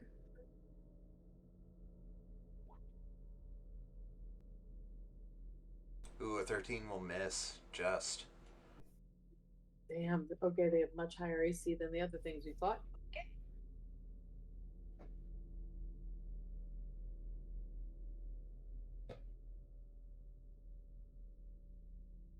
Nettie, a Stirge is coming out trying to drain your blood and latch onto you like a leech. Rolled a 21 to hit. Roll it what? It rolled a 21 to hit. Oh god. Okay. Yeah, that hits. That'll be 5 more piercing, and now you have 2 of these things stuck to you, sucking your blood. Sweet.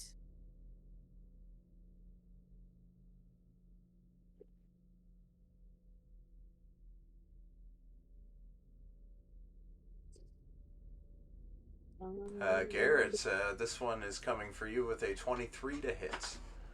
Oh, yeah. And that'll be 7 piercing as it latches on.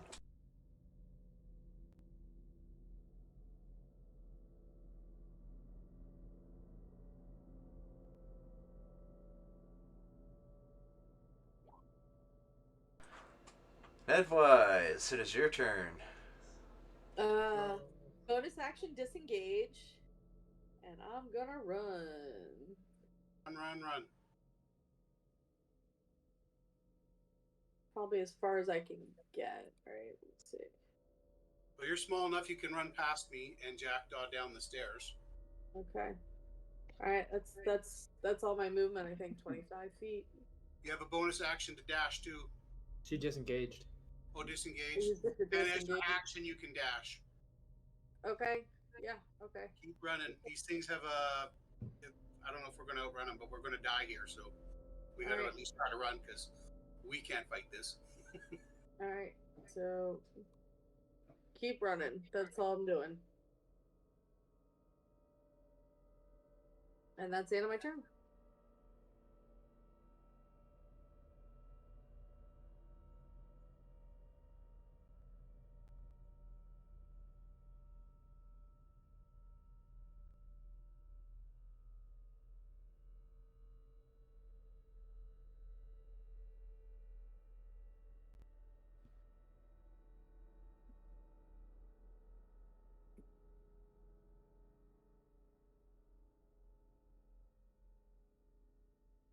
Yeah, that's all I can do.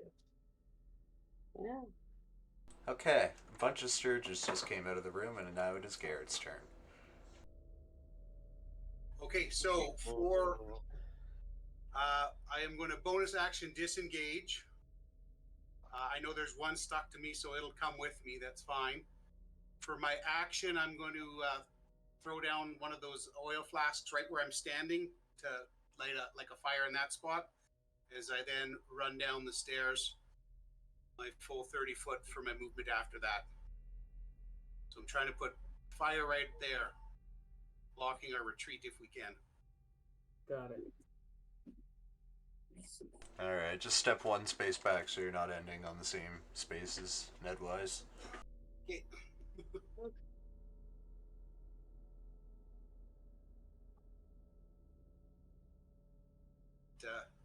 And as I'm running, I'm saying it's a whole bunch of Stirges, just like from the yawning portal. Let's get them out into the open so we can take them down with our arrows.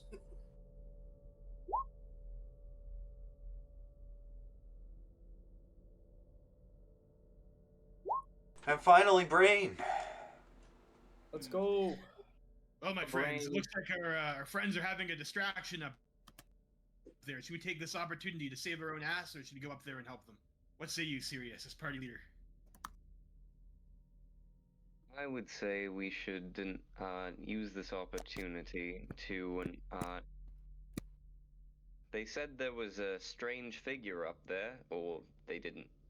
Did they not? He did say that. Yes, he said that, and then Jackdaw, chapped his ass because he wasn't looking for the book. He was looking at Hunchback. If I can get up Well, there. I've just sent you guys that message that we want to run and get him out into the open. Yes. And you can probably hear us running down the stairs. We'll be able to pick off the Stirges if we work together, and then perhaps we can entreat with this strange figure, gain some information, perhaps strike a deal. All right, so are we going up the stairs or not? Serious. I need your call. Let's go. Call your shot. We are definitely covering our scouts. We're covering our scouts and as they flee from the Stirges. Which way is up, Mucky?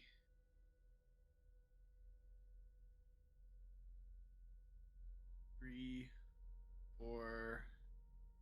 That way is up. How much movement do you have left? So it's 2, 3, 4, 5, 6. I could get to about there, like 1 square back from wherever that, or 2, 3, 4, 5. So yeah, I would be about here with 6 feet. Okay. I guess I will dash, and then I will go another 3 squares and see what I can see from there. All right. So right where you're standing before you dash, That's cunning action. To clarify.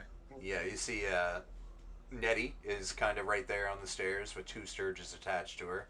Garrett is behind her with the Stirge attached to him, and you're not sure where Jackdaw is, but you can hear him. So if you want to move up past all them, you have to move another 20 feet. Yeah. No, I don't think I'll be doing that. I'll just, if I can see them from where I'm standing before I have to dash, I will chuck a Psychic Blade at one of the Stirges. 16. So Who one are of the you? Stirges that's on net. One of them that's on Nedwise. Thank you. Why is this weird 16 little hits. measurement here? Go the fuck away. Yeah, a 16 does hit. All right, that'll be 6 Psychic and 8 Sneak. And then I will dash back down the stairs to clear it. So I'll just be essentially where I started the turn. Nice. They're coming to us, Sirius.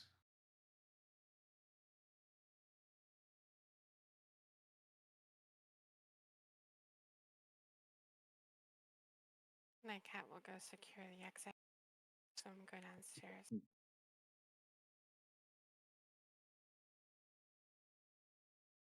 I'm just refreshing. 1 second.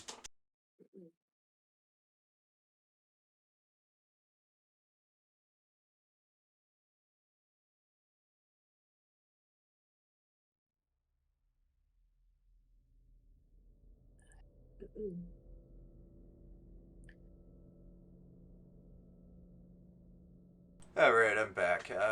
Nightcap, what did you want to do? Securing the exit by going back downstairs.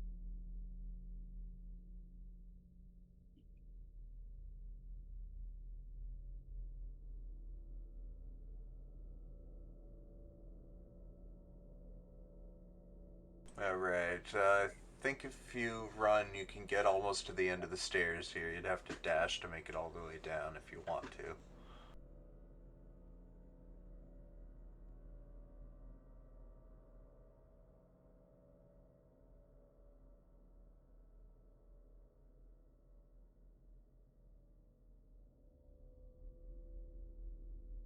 Is that right? Or is that 25? 30. So you can move up 1 more.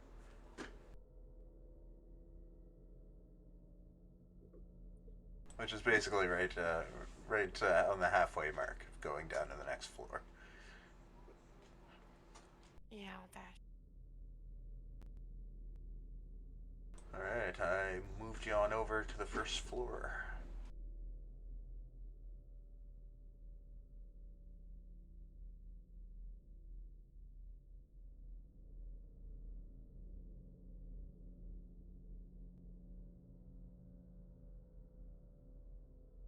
And just take a peek out the window. All right, nothing out of the ordinary. Like you can see at a glance. Okay. Exit secure. He shouts back up. And that's my turn. Okay. Stirge. Bringing up the rear.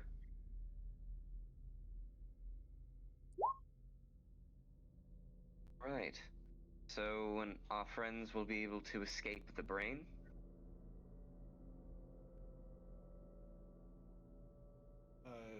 I'll ask Garrett for a sit rep.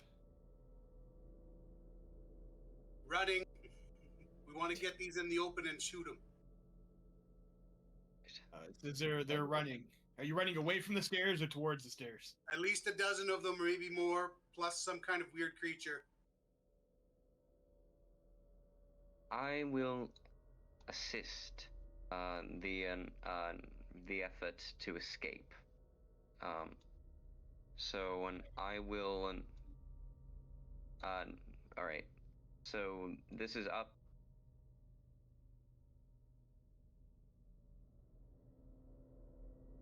I'm gonna move up to see how far away they are. Well, how far away are they? So the left side goes up. The left side goes up? Okay.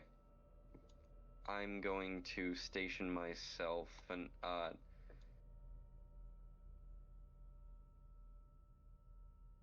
sort of, yeah, here, and then taking it. No, wait. Well, if they're having difficulty in getting away, then I would like to harry some of them, maybe kill some before our friends get too damaged. But otherwise, I would like to post up somewhere defensible and get ready to fend off these Stirges as they swarm toward us.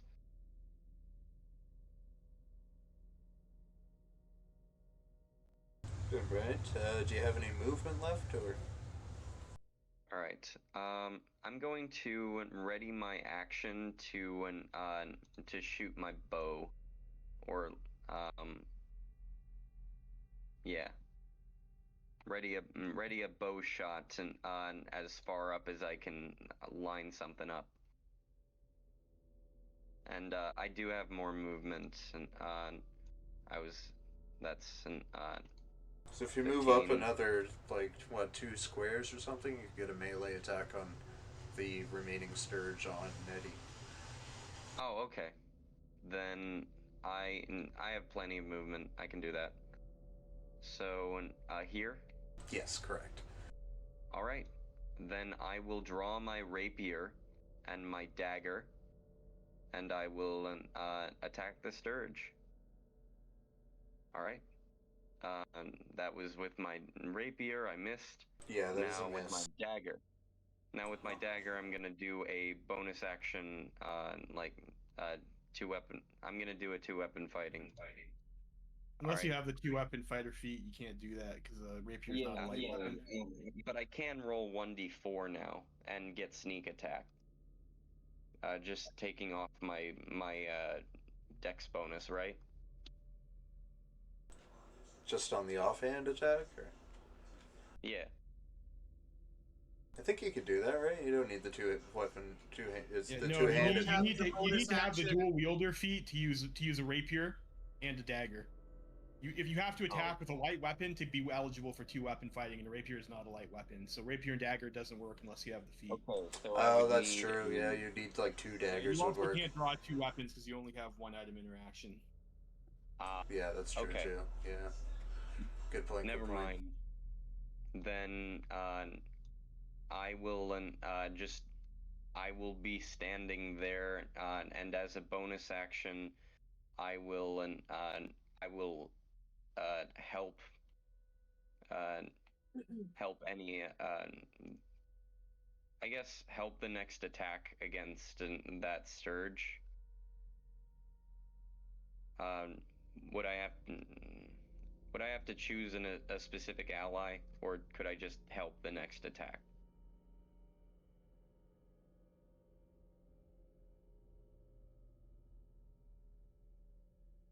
Oh yeah, because you could do it within 30 feet of somebody, right? Well, I'm doing it within 5 feet here, just to get it off Ned. Yeah, so you took your attack here, and if you wanted to help somebody, that'd be an action, right? It's my bonus action because of Master of Tactics. Okay, yeah. So there's no more enemies too, as well, within 5 feet of you. Garrett is 10 feet away from you with the Stirge attached. I'm gonna say, for whatever reason, you had only let me move 10 feet, but Garrett actually had 30 feet of movement to run down the stairs. Because you didn't want me to end on the spot where Nettie was, but I would have run past Nettie. Oh, I thought you ended your turn there, so I assumed that's as far as you were going. You didn't move me to the next spot on the map, but I have 20 more feet of movement. Okay, yeah. You just gotta just be clear that you want to move down, and it's no problem, but certainly don't end your turn and then... you can move, like, by a friendly person's space for sure. That's no issue. Pastor just kept running down the stairs like, oh shit, oh shit.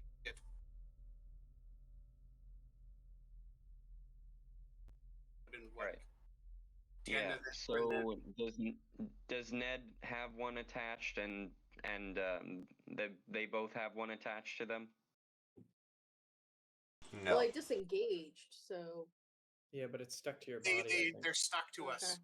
And I would keep running down the steps. Yeah. From if that was there, I probably would only be about here. I guess would be the extra 10, right? As we keep running, and I'm just going to keep really running until we can get them out in the open. Yep. We're not frontliners at all. At least I know Garrett is the weakest of the group in terms of that. So when the sneak falls apart, it's time to run. Well, I'm gonna bonus action. Yeah, I bonus action help against the one on Nedwise. So that's the end of my turn. Okay.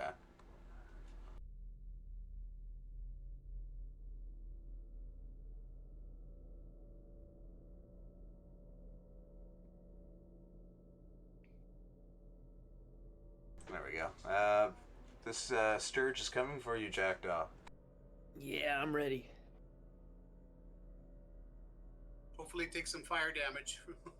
Well, I haven't had a chance yet, but... Well, I lit a fire at the top there. I threw down that oil flask, right? So... Well, it was just oil. There's no spark. Yeah. So I'm gonna... 12 to hit, Jackdaw? That misses. Alright. Stirge 7. It's like all the roles in like a middle school play. I'm tree number 8. I'm Stirge number 14. Nedwise, you will take 6 more damage as this thing drains blood from you. I'm the owlbear rug. And Jackdaw, it is your turn. Alright, so I will use prestidigitation on the oil that Garrett threw down to light it on fire. Okay. With some sparks. And then I'll run down the stairs. Is there a Stirge? Well, do I have to disengage from that Stirge? You would if you didn't want to be hit. Yeah, I'll bonus action disengage, and then I'll use my 25 feet of movement to move as far down the stairs as I can.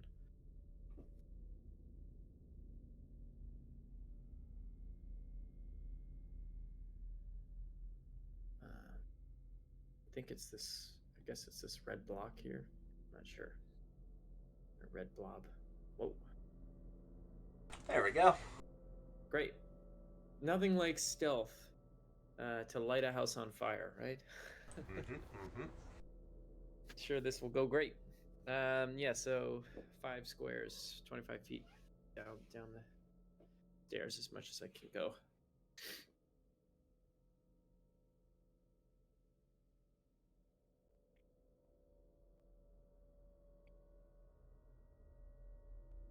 End of turn.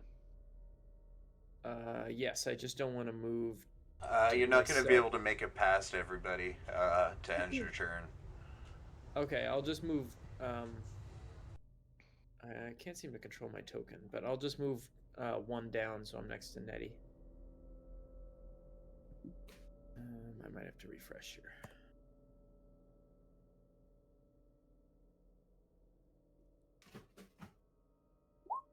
Sorry about this. All good.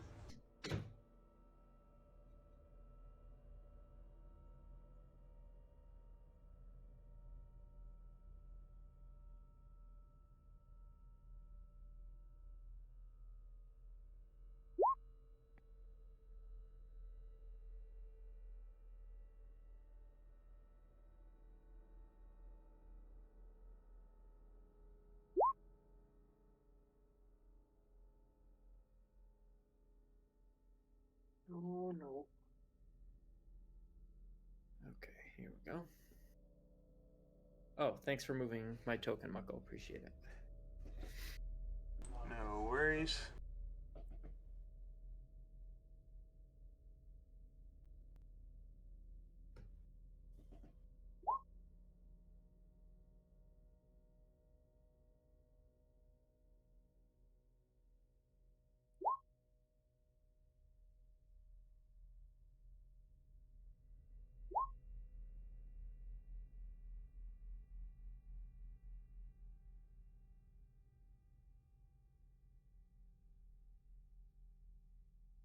Whoa, look at this guy. He made it all the way down here. Is this one attached to your brain? No. I think that was from when Garrett moved. Yeah, there's still one that should be attached to me. I think it's. I can't see. That's correct. That's correct. Yeah, there's one on Nedwise, one on One's Garrett. supposed to be on me because that's only about as far as I would have made it with my movement. So I'm sure it's going to attack me. I'll worry about dealing with it next round. That's max damage too. 7 more as it drains your blood. I'm dying here. Oh boy.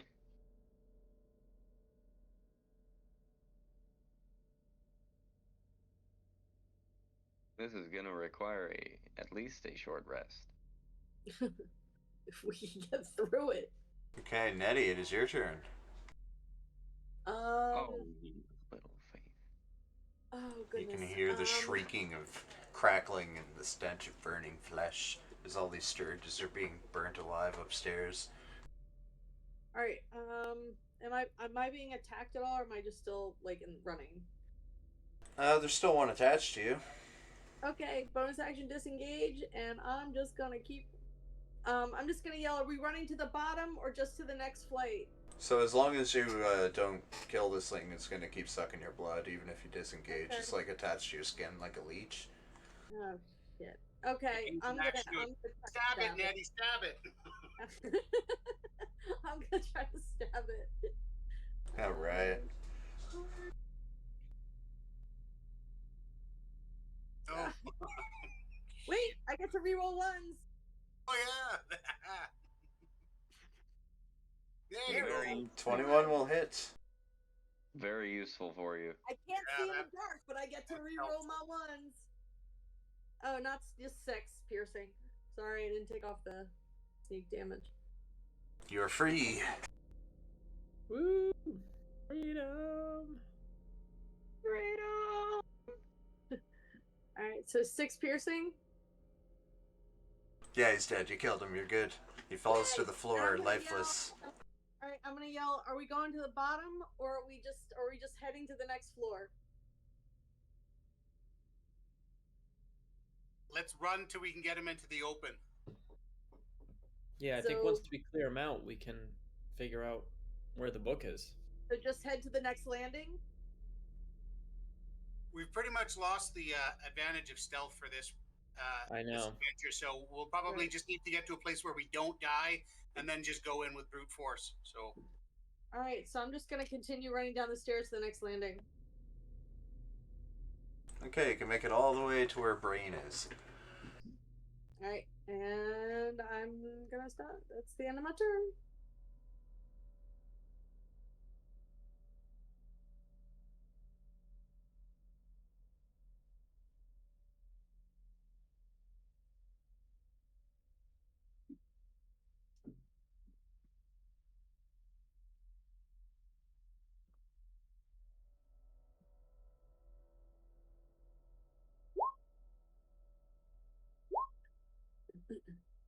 Okay, Garrett.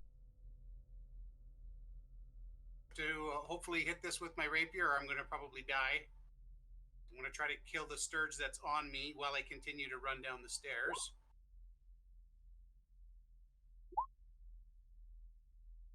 That is a definite kill.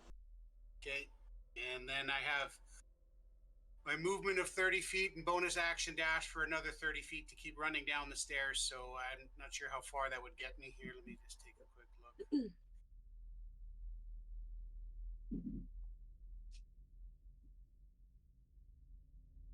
40, so I should be able to get down to over to here. Myself there. Let me see.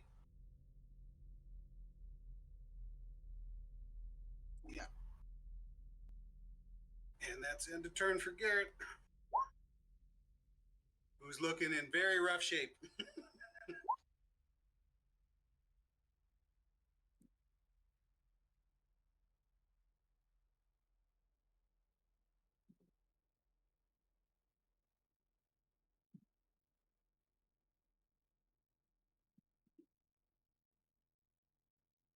Okay, Brain, you're up.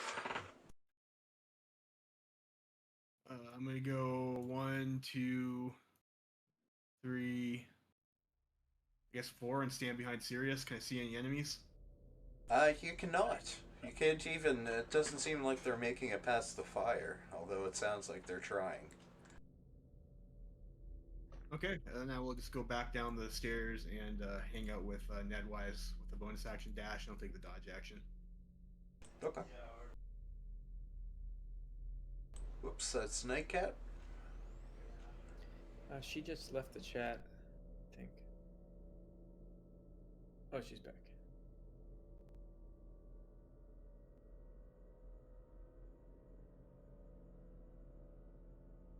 Are you with us, Nightcat? Yeah. It is your turn. Yeah, seeing Garrett running down the stairs, Nightcat will just hold an action and be like, come on, come on, come on.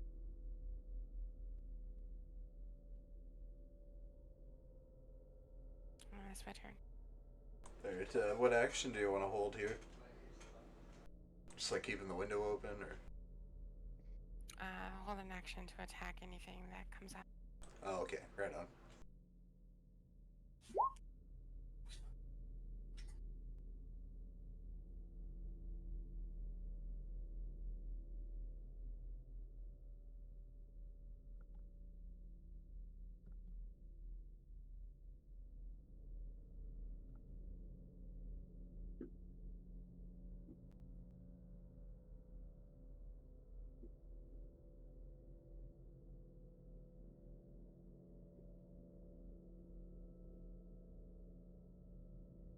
Okay, it seems as if all these Stirges have killed themselves trying to get to you. You're no longer in initiative. Oh, sweet. Jackdaw will run down the stairs and join the rest. Nedwise just sits down where she is. She's bloody. Oh, yeah. Thank you. Garrett What a runs bunch of down stupid here. animals. They're supposed to fly around the flames, not through the flames. Maybe they're like moths. Yes, moths around the flames. They know the moths don't fly into the flames. Hey guys, can we just like rest here for a minute? You mean for 1 Oh, hour? yeah. Yeah, Garrett's a sickly pale gray. Drained of so much blood. Just. Maybe we should go back to the woods where, you know, it's safer than here before you attempt to take a short rest. Aren't there like my- gelatinous cubes and gibbering maws out there? Yes, but you just tried to light the building on fire. I Well, moved we my can't token. forget there is that strange creature. I'm sure it hasn't forgot about us either. Yeah, the Cyclops. Yes. I was hoping to have a chat with that sometime.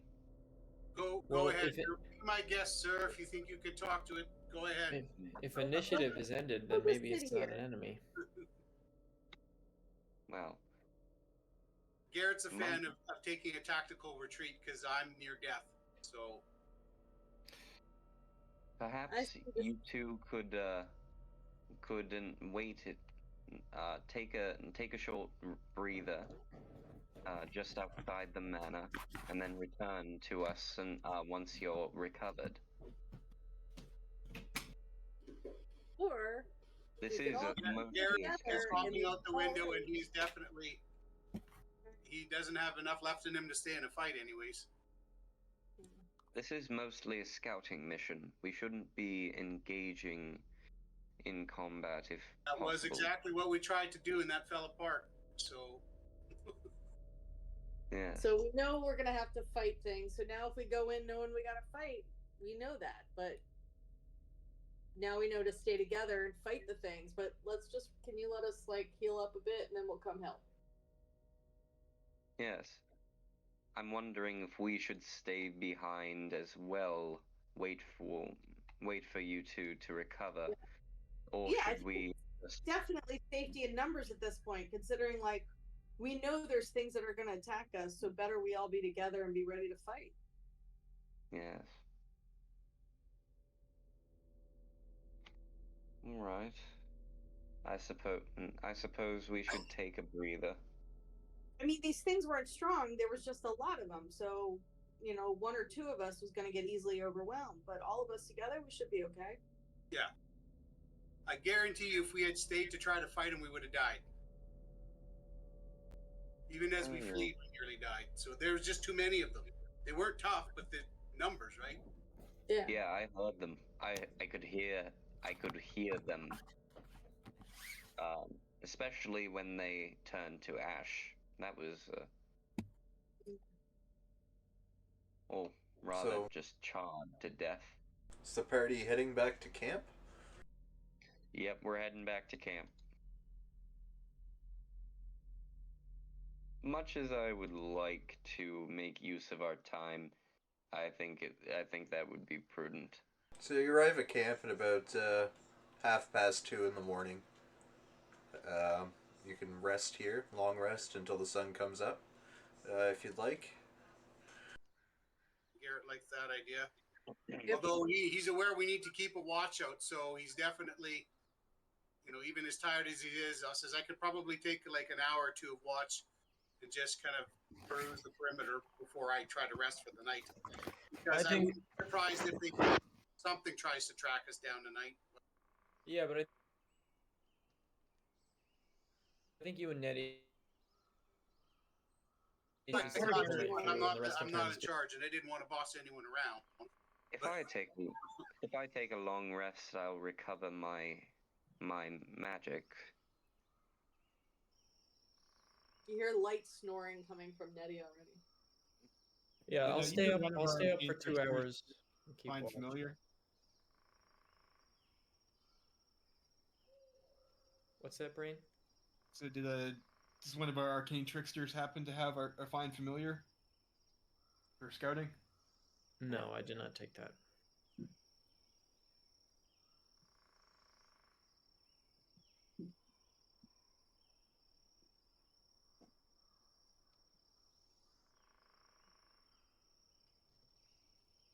But I'm happy to stay up for the first 2 hours to keep watch.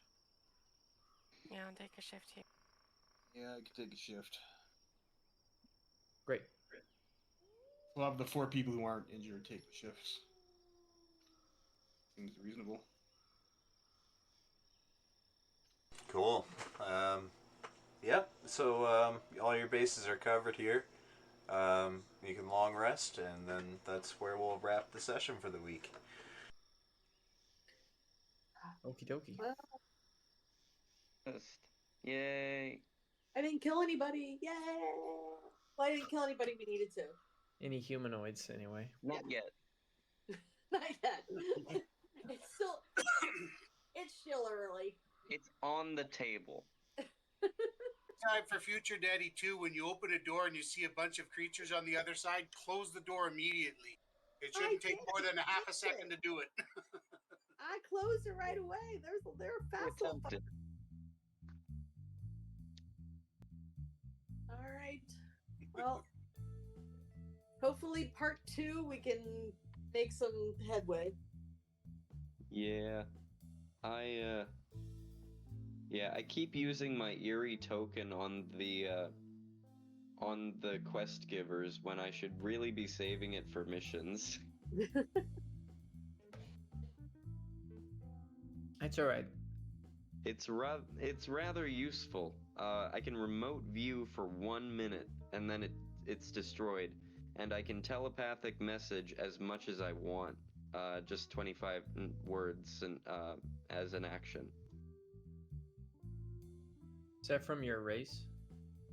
Yeah. They can't respond though. Oh, okay. It's one way. Nice. Do you guys notice the keys slowly appearing? Oh, cool. Oh, you're very clever, Muckle. The They keys blend right slowly in there.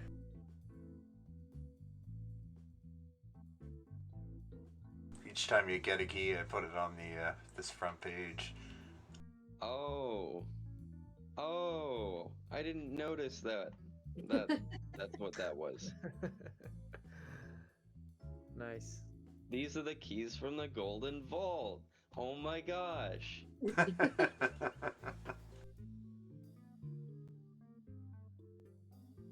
Yeah, it was alright. I mean, it's not too bad because this is kind of like a spooky house, and that means our next session will be in October, so it's kind of appropriate. And you can find time to figure out your your blood curdling voice for that Nothic.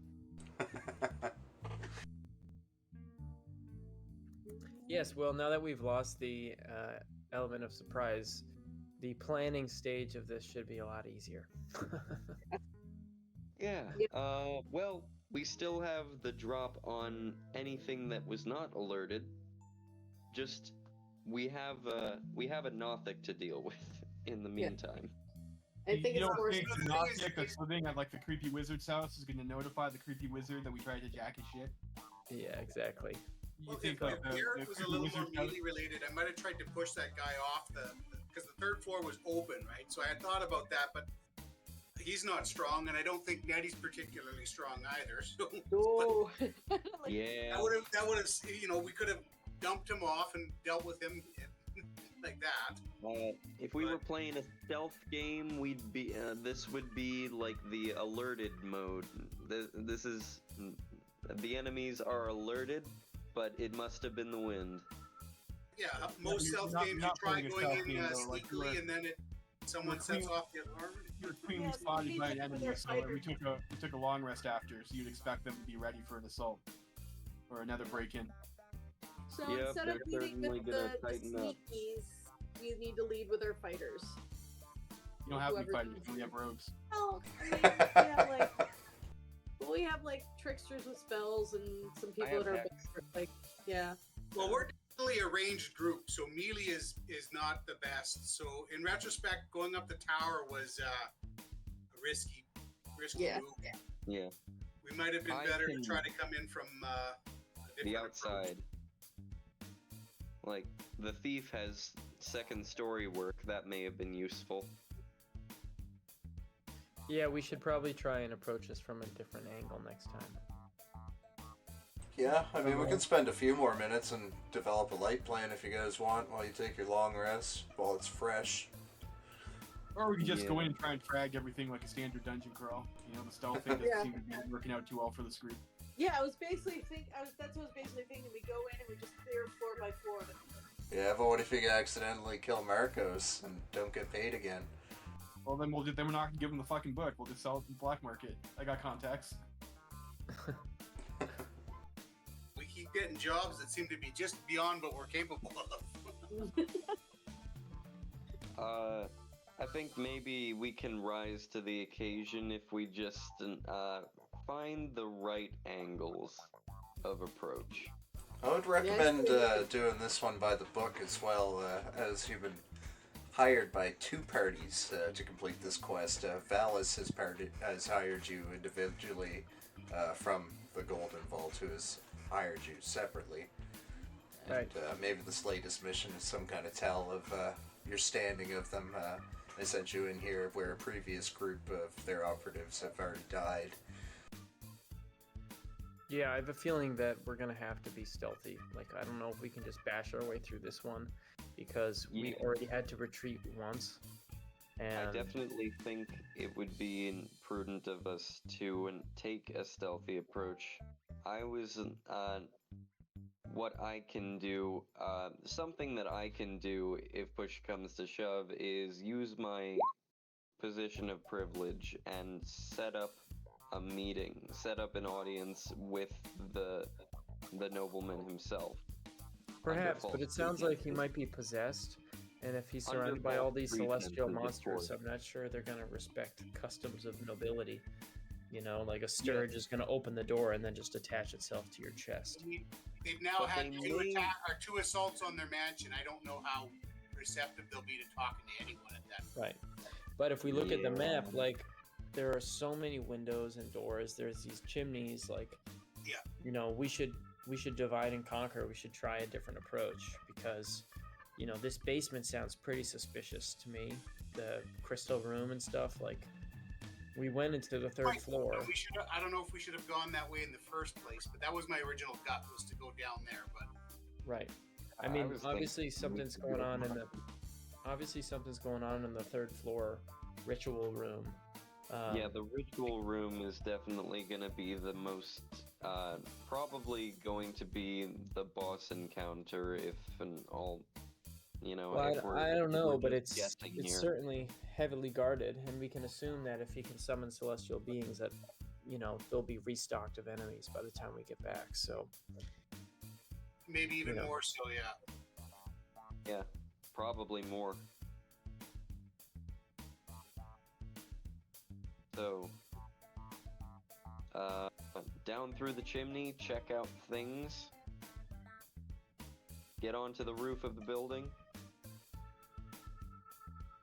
Yeah, I mean, I think that could work well. You know, someone slide down there and just take a peek, and then they can have an escape route. We could lower Nedwise down. She could be useful for something other than stabbing. Maybe. Use that perception. The bonus action search.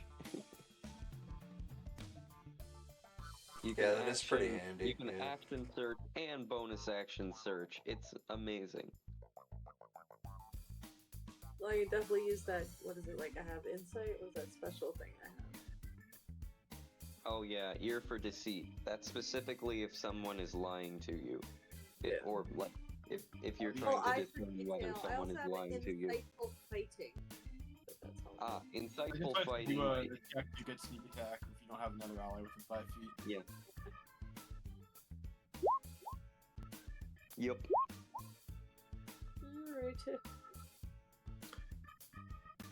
Well, so if we're doing a plan, I mean, so next time if we go, we might want to sneak and just peek, either sneak down the chimney and take a look in that room, or peek through the window and take a look in that room without going into it.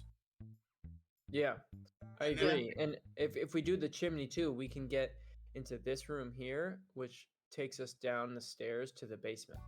And that's the most direct way to get to the basement, I think. So we could do, you know, assuming that there's a fireplace on every floor. Yeah, just to check with Muckle, did this tower continue down to the basement, or is the basement No, area? I think the basement is... It did not go down. Fireplace, right? It starts on the first floor and goes up to the third. The basement stairs must be these here. Yeah, the basement stairs are right next to they are right next to the fireplace, so...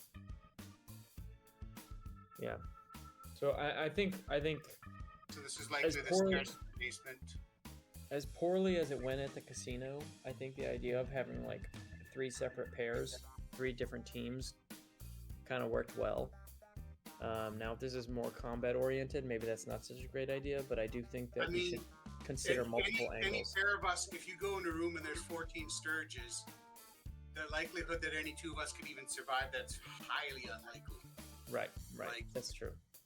So maybe splitting up's not a good idea, but I do think we should, we've got this whole map, we've got so much information, and to just go through a window and then just start walking around the house seems like we're not making use of the resources that we've got, like Yeah. the chimneys are labeled on the map for a reason, they wouldn't be Yeah. labeled if we couldn't use them. And we've got the password for the windows. Those 2 things seem, at least to me, Yeah, we they should kind of stick be- out. Yeah, we should be slipping in and out of the building as much as possible. Like, there's so many, like the first floor, for example, there's a window in every room. We should go in a room through a window. Well, what explore we it. should have been doing in retrospect is we should have been looking through all the windows first, right? Right, first. right. Exactly. Like, we go into a room through a window, we explore the room, we leave through the window, we go around the corner to the next window, and then we go through there. Because then we can peek into what we're about to see, rather than opening a door blindly and then getting, I mean, I thought that's what we were Surprise. going to do. I remember Garrett saying that they were going to he's going to go take Nedwise and look in the windows. Like, I'm not sure how we wound up all in the building. Well, we ended up with everybody there, right? So, Yeah. because the Well, original plan, I think that's what kind of made me a little bit bold, was the fact that you guys were all right there. And I figured, well, if we have us all together, right, Yes, if we we were run into smart, right? something, I just didn't expect, that level of resistance that we were going to encounter. So, Well, now I think it's okay as long as we learn from those. Yeah, past- now we know to expect it. Right. yeah. Never know what's going to happen on the heist. You never have complete information going in. It's a bit of a crapshoot sometimes. I mean, Drinks. it I is- wasn't sure. It may not have been a bad idea to split up when Nedwise kind of wanted to go into the tower room. Other people could have looked through the windows. Tower room's a decent way up, like a good vehicle to quickly get you throughout the floors of the house. But you also could have checked out the other rooms first, for sure. Yeah. Always 2020, right? So, Of course. Yeah, let's just do a hard reset next week. yeah, who's Start got from the beginning. who's F5. got the time reset spell? F8. Which one of the F8. arcane tricksters took that? I have fog cloud. That's about as complex as it gets. There you go. I'm taking a level in Bard next level. Are you? Yep. That's what I was gonna do. Probably Well, strongly we- consider getting Find Familiar. We already have the ever smoking bottle. Yeah, Muckle, a question on that actually. Can I swap out? I know. Well, I guess I can just swap out my spells at next level. But yeah, never mind. You just gotta be careful as the arcane trickster because you only get like very limited off-school spells. Right. Want to make them count. Yeah, I was going back and forth between like 5 different spells. And I thought I think I can change one spell every time I level up. I can swap one out. So I should be able to get Find Familiar. I wonder what is everybody else's plans? Are you gonna take a multi-class, or are you going to take the 4th level in Rogue for the feat option? I was thinking about multiclassing in Artificer, but if Nightcat's gonna do that, I will probably just take another level in Rogue.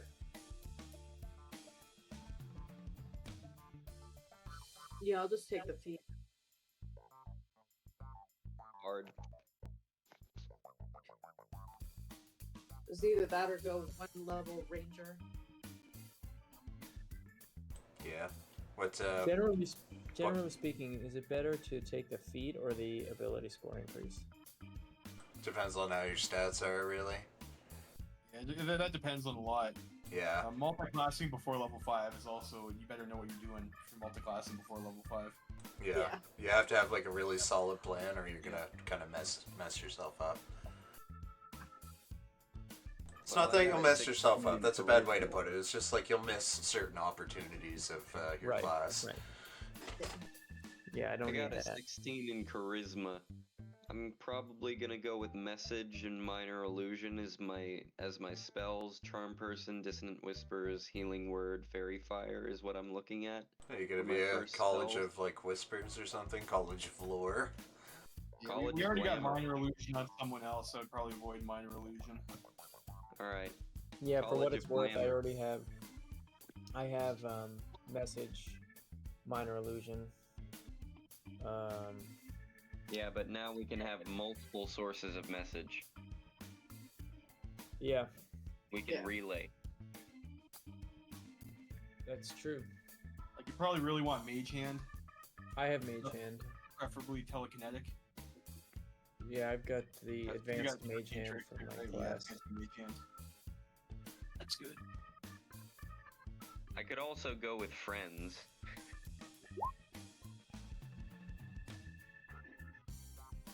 Friends is a terrible cantrip. Well, it means I don't have to spend a spell slot on charm person. Yeah, it also means, like, it defeats the purpose of trying to bypass because you immediately become hostile when the spell ends. So... Yeah. I mean, it's 1 minute. So... and we're infiltrating a place anyway. If I get out of sight, get hidden, then that doesn't stop them from being hostile towards you. It's not like you hide for 30 seconds and then they don't hate you anymore, right? no, it's more like they'll be looking for me, but I can possibly get away.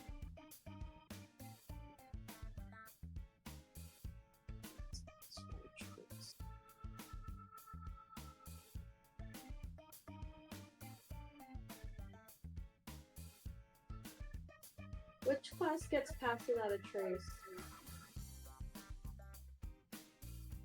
Ranger gets it, I think, but not right away. You're gonna have, like, your problem is because we were forced to start rogue, you're gonna be so far behind getting value from ranger. Trickery cleric. Yeah. Yeah, the same with, like... But at the same time, I had to do You it. have to be level 6 before you can get level 2 spells. Yeah. So, it's very, very far away. Yeah. So you'd recommend dropping Fog Cloud to get Find Familiar. I also have Charm Person. You're having problems with scouting, and Find Familiar is one of the premier scouting options. Okay. And Arcane Trickster is like one of the, and that's also a good use of your spell slot because it's the Find Familiar lasts forever until it dies, right? Right. Yeah, I also took Charm Person and Disguise Self. I was also looking at, I think, Featherfall and one other. I can't remember. The only other option I would entertain is the Archfey Warlock. If anyone really has their eyes set on a multi-class for Bard. Yeah, you I'm take not sure. Blade as one of your cantrips. What? For the Arcane Trickster. No, I was thinking about it, but I didn't think that. It's my impression was. Yeah. I know it's good, but my impression was that this campaign was less combat oriented than a traditional campaign. So I was like, well, depends on the party, of course. Yeah, party, of course. Yeah, but Booming Blade is usually like a pretty big for Arcane Trickster. Yeah, that was my next pick, but I thought. I mean, I've already gotten good use out of Prestidigitation, I suppose, but Message, I don't know. And then Mage Hand and Minor Illusion are given. I mean, what could be fun is I could take a level of Druid and Wild Shape. Doesn't that take 2? Yeah, I think that takes 2 levels. Yeah. But Do you imagine have having the, somebody do you on have the the wisdom team for that that? can You start got going high. off. Do you have like a decent enough wisdom to make druid levels worth it? Yeah, that's the problem. I was gonna. Yeah. I wish I had switched my intelligence and my wisdom because it's like, yeah, I went high intelligence because I figured I was gonna be more. But Yeah. So you went for you're gonna be the arcane trickster, so you bumped intelligence. Then you weren't allowed to. Someone else already picked it. yeah, I'm high charisma and intelligence also for more, yeah. I have a 13 in wisdom, 16 in charisma. Yeah, I went super high in charisma too because I was thinking if I did go bard. I have 16 charisma. I mean, you could dip one level in wizard. That gets you booming blade cantrip, which will kind of offset the damage from being behind on sneak attack progression. And then you would also get a spell book and as many rituals. So you could get find familiar, you could get detect magic, you could get comprehend languages, all that really important stuff we're missing. You can get with one level of wizard. When we were doing so much fighting though, there might be maybe pick one level something more offensive on the offense. Yeah, unless we get someone who's got I guess if we have a bard, we'll have detect magic. Yeah. But if we don't have any counterplay to magic, our group is just fucked because we start running into magic traps. Yeah.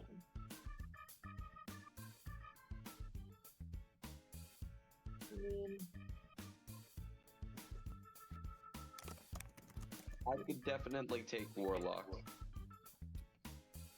It would fit with my backstory.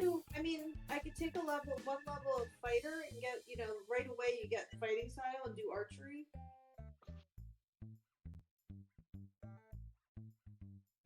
What are you trying to do with your character, though? I don't know. Just something. I don't know, because right now I just feel like we're doing a lot of fighting. I would like us to do some roleplay fun if possible. Yeah. Like what we tried initially, but then the Kenku sort of we just went in through the front. To the door, yeah. Yeah. Oh, Cass is hello, by the way. Hey there. I mean, it wouldn't have mattered because those guys already killed the Zentrum there. I'm pretty sure those Kenku would have tried to murder us no matter what we did.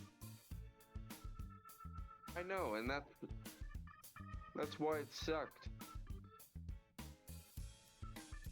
We had a fun idea, and it was gonna be fun. I'm gonna take one level player. I mean, working the noble angle, try and get in with this guy, or trying to. So close. Tell him something was probably not a bad idea for. I'm definitely in. The last mission there, the vault,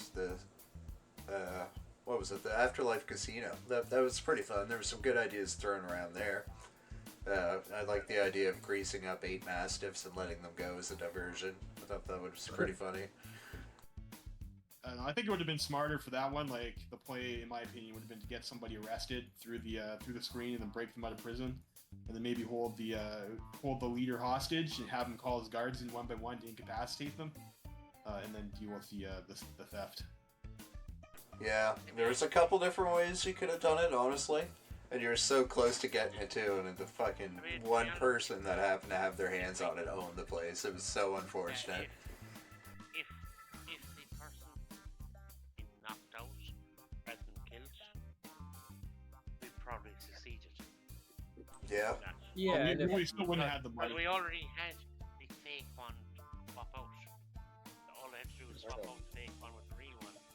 I mean, we were 90% of the way there, but there were a couple errors that we incurred. We killed the guy and we took the chest instead of the gold, and that's and no one actually took the time to inspect the case it was in. If you would have investigated it, you could have seen the runes around it that triggered when you broke it. The rune there, yeah. I think I might be going Archfey Warlock. It ties into my backstory. Yeah, we need to think about what you're trying to do as a team here and make sure that we get the proper tools for the job. Because we're missing a lot of stuff. Yeah, I mean, I fire and sleep if I go with the Archfey. Yeah. I can swap a spell. I get another spell when I level up next, and I can swap one out. I can't change my cantrips, of course, so I can't get Booming Blade, but that's fine. But currently I've got Charm Person, Fog Cloud, Disguise Self, so I can pick up Find Familiar. But if you have any recommendations as to if I should what one I should swap out, if you want to lean into magic, you get like a 1-level dip into Wizard isn't terrible. Sure, yeah, I was looking at that too. You'll get Ritual Caster, and you can get 6. You can get like almost all of the good rituals are like 1st or 2nd level. You can get like quite a few good ones at 1st level, and then you can just cast them at will with the ritual. Well, not at will, but you can cast them as rituals without using your resources, and then you get another set of cantrips. At level 5, I would get Eldritch Invocations. By the way, how did the heights go to the evening? I didn't. We just broke in the front door and started running around and got rolled. The front door, but it wasn't the front door. We broke in the side we were door. attempting to be sneaky. It just didn't work out. Yeah, if somebody wants to give a proper recap to Cass, you can start the next session with inspiration. Oh. Sure. Go ahead. Come on, someone. Yeah, I'll do it. Here we go. Someone So, good effort to give me inspiration. We woke up at the manor and there was a creepy doll on the counter, and it said, "This is your first warning. We're a group of professionals. This is your first warning." So some sort of warning about our botched job last week. But then we got a key asking us to track down a book, a book that has been stolen by Marcos Delphi, and it is a celestial codex used to summon celestial beings to this plane. And that was what the key told us. And then another guy came in. His name was Vassal Talistrum from the Candlekeep, who gave us the same mission. So 2 different people giving us the same mission. And Valis, was friends with the guy, Marcos Delphi, who stole the book. So then we tracked down the mansion.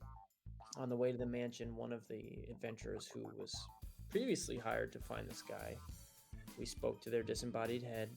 Don't ask too many questions. And they gave us some intel about their camp and the recon they had done. They gave us a map and some info about the house. We broke into the house to explore. Exploring quickly turned to combat when we ran into about 1,500 Stirges and a giant one-eyed beast of some sort. And then we ran and went back to camp and long rested, and we're going to take a second stab at this heist next week, looking for this celestial tome.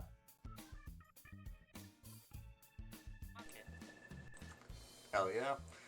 Inspiration granted. Ding. Now I have to try and remember that for next week. Yeah, I don't know what we're gonna do to catch you up at the party. I mean, no, yeah, I mightn't be able to, but we'll try. Well, yeah, sounds neat. I'm looking forward to level 4 when I can dip into Warlock for the first time. Yep, level 4, you're kind of free. Yep. Yeah. Bard looks I interesting, but do not the rest of them. I'd stay in rogue. You're gonna stay a rogue. I'm gonna stay rogue. I'm going to be let the rest, because you still need a rogue. There is advantages to getting the higher level rogue as well. Later on. yeah. What are you gonna do, Chief? I don't know. I haven't decided yet. I might just also stick straight rogue. Like I said, it's like most of the multi-classing would have wanted to do would require me to have different stat sets. Yeah. And what do you think of my gem for the Candlekeep Mysteries? Oh, it was pretty cool. Yeah, fuck yeah. Artificer against a steel defender. Yeah, Artificer's neat. Actually, They're it's very basically interesting. steampunky for my taste, so they can do some neat stuff. It's actually very interesting. But it's very. It can be very party. It could be great for a party to have an artificer because the artifacts don't have to be with the artificer. They can give it out. Yeah, no, it's like it's super good if you have like GM Dan or Joel in there that don't like to give the party magic weapons and throw resistant shit at you. Yeah. The artificer can solve that problem. I mean, if you planned it out beforehand. Yeah, true. Yeah. And then if you have like you can get repeating shot hand crossbows, and then you can hold a shield and shoot your hand crossbow. That's really good if you have crossbow expert sharpshooting characters. Yeah, so there is a way to like counterbalance in this game. Keys from the Golden Vault, Waterdeep Dragonheist. What counterbalance you in power a little bit, but it revolves around you successfully completing the heist. Yeah, we haven't done that yet. No. Muckle, a logistics question for you. Is it inappropriate for me to change my cantrips retroactively if I haven't used one yet? No, you can change them over the next week and then settle on it before the next session. Okay. Great, thanks.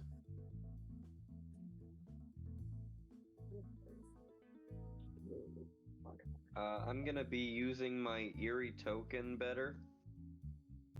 I'm gonna be saving my hex a bit and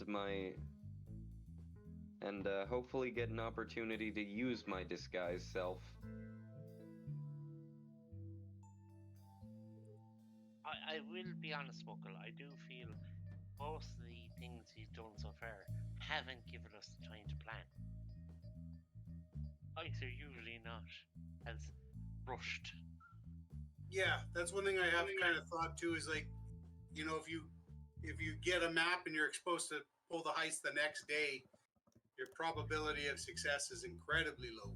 Yeah, I mean this one didn't have a time limit, and the last one did because it coincided with the tournament technically. But you did have a lot of time to like plan there. Like there was no time limit for you guys to plan. Yeah. I didn't cut you off or anything. Oh no! I don't mind doing more. I don't know about today, but I felt like the last. Oh, see, because I thought we were under the gun again today, because I will say, like, I mean, I'm of two minds on this. One is like I usually work on Mondays, so like last week was tough for me because we were up until like 11, so Monday was brutal for me. Yeah. But at the same time, spending a whole session just planning a heist and not actually doing anything. I'm going to be bold. You were up till 11.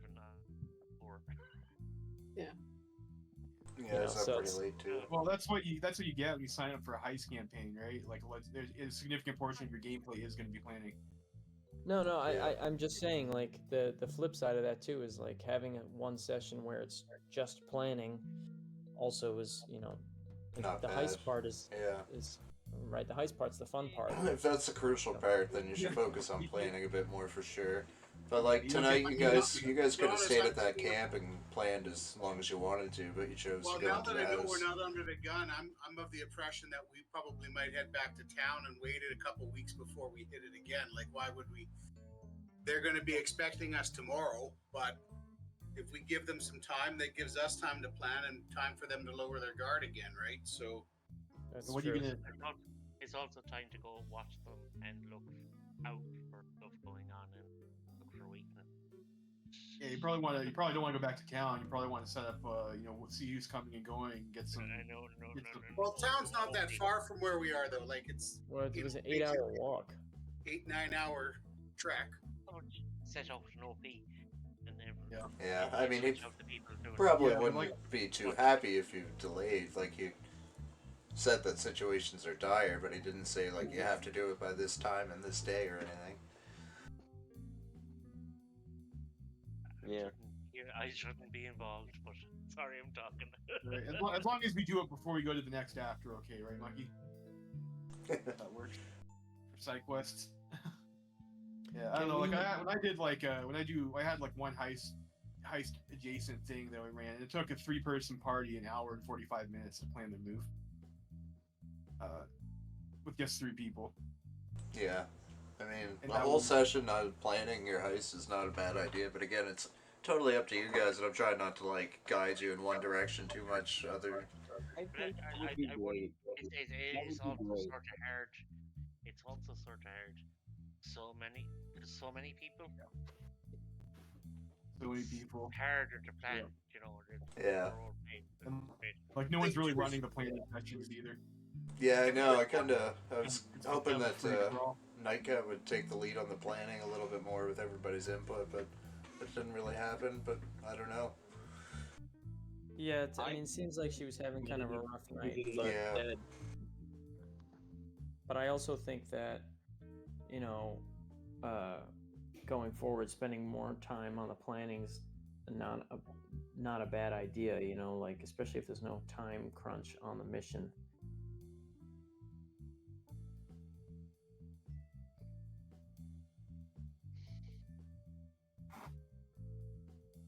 Not a bad plan at all. We'll somehow have to catch Mrs. Green up with the party. I don't know what you're gonna do because I conveniently left a talking doll for the party, but they yeeted it out the door, so no message was left for you. I can Yeah, I stay don't out. Bob is the brain is I can pretty stay fed out. up. with it. I wasn't here. I wasn't here. I'm back. I'm The talking only to the thing ghost. Miss Greenlight. I'm trying to make friends with the ghost still, and I want to make friends with that poltergeist. Well, we shouldn't have thrown that talking doll out the door. That was kind of a foolish idea. But I also wonder about if we We could sent you to maybe... mock us. Yeah. Well, I wonder if maybe over the course of the week, in the Discord thread, if we could do some sort of asynchronous planning. Oh yeah. You know, like even if it's just throwing out an idea or like, you know, because we'll have a week to think about this, and we can still roleplay our planning remotely.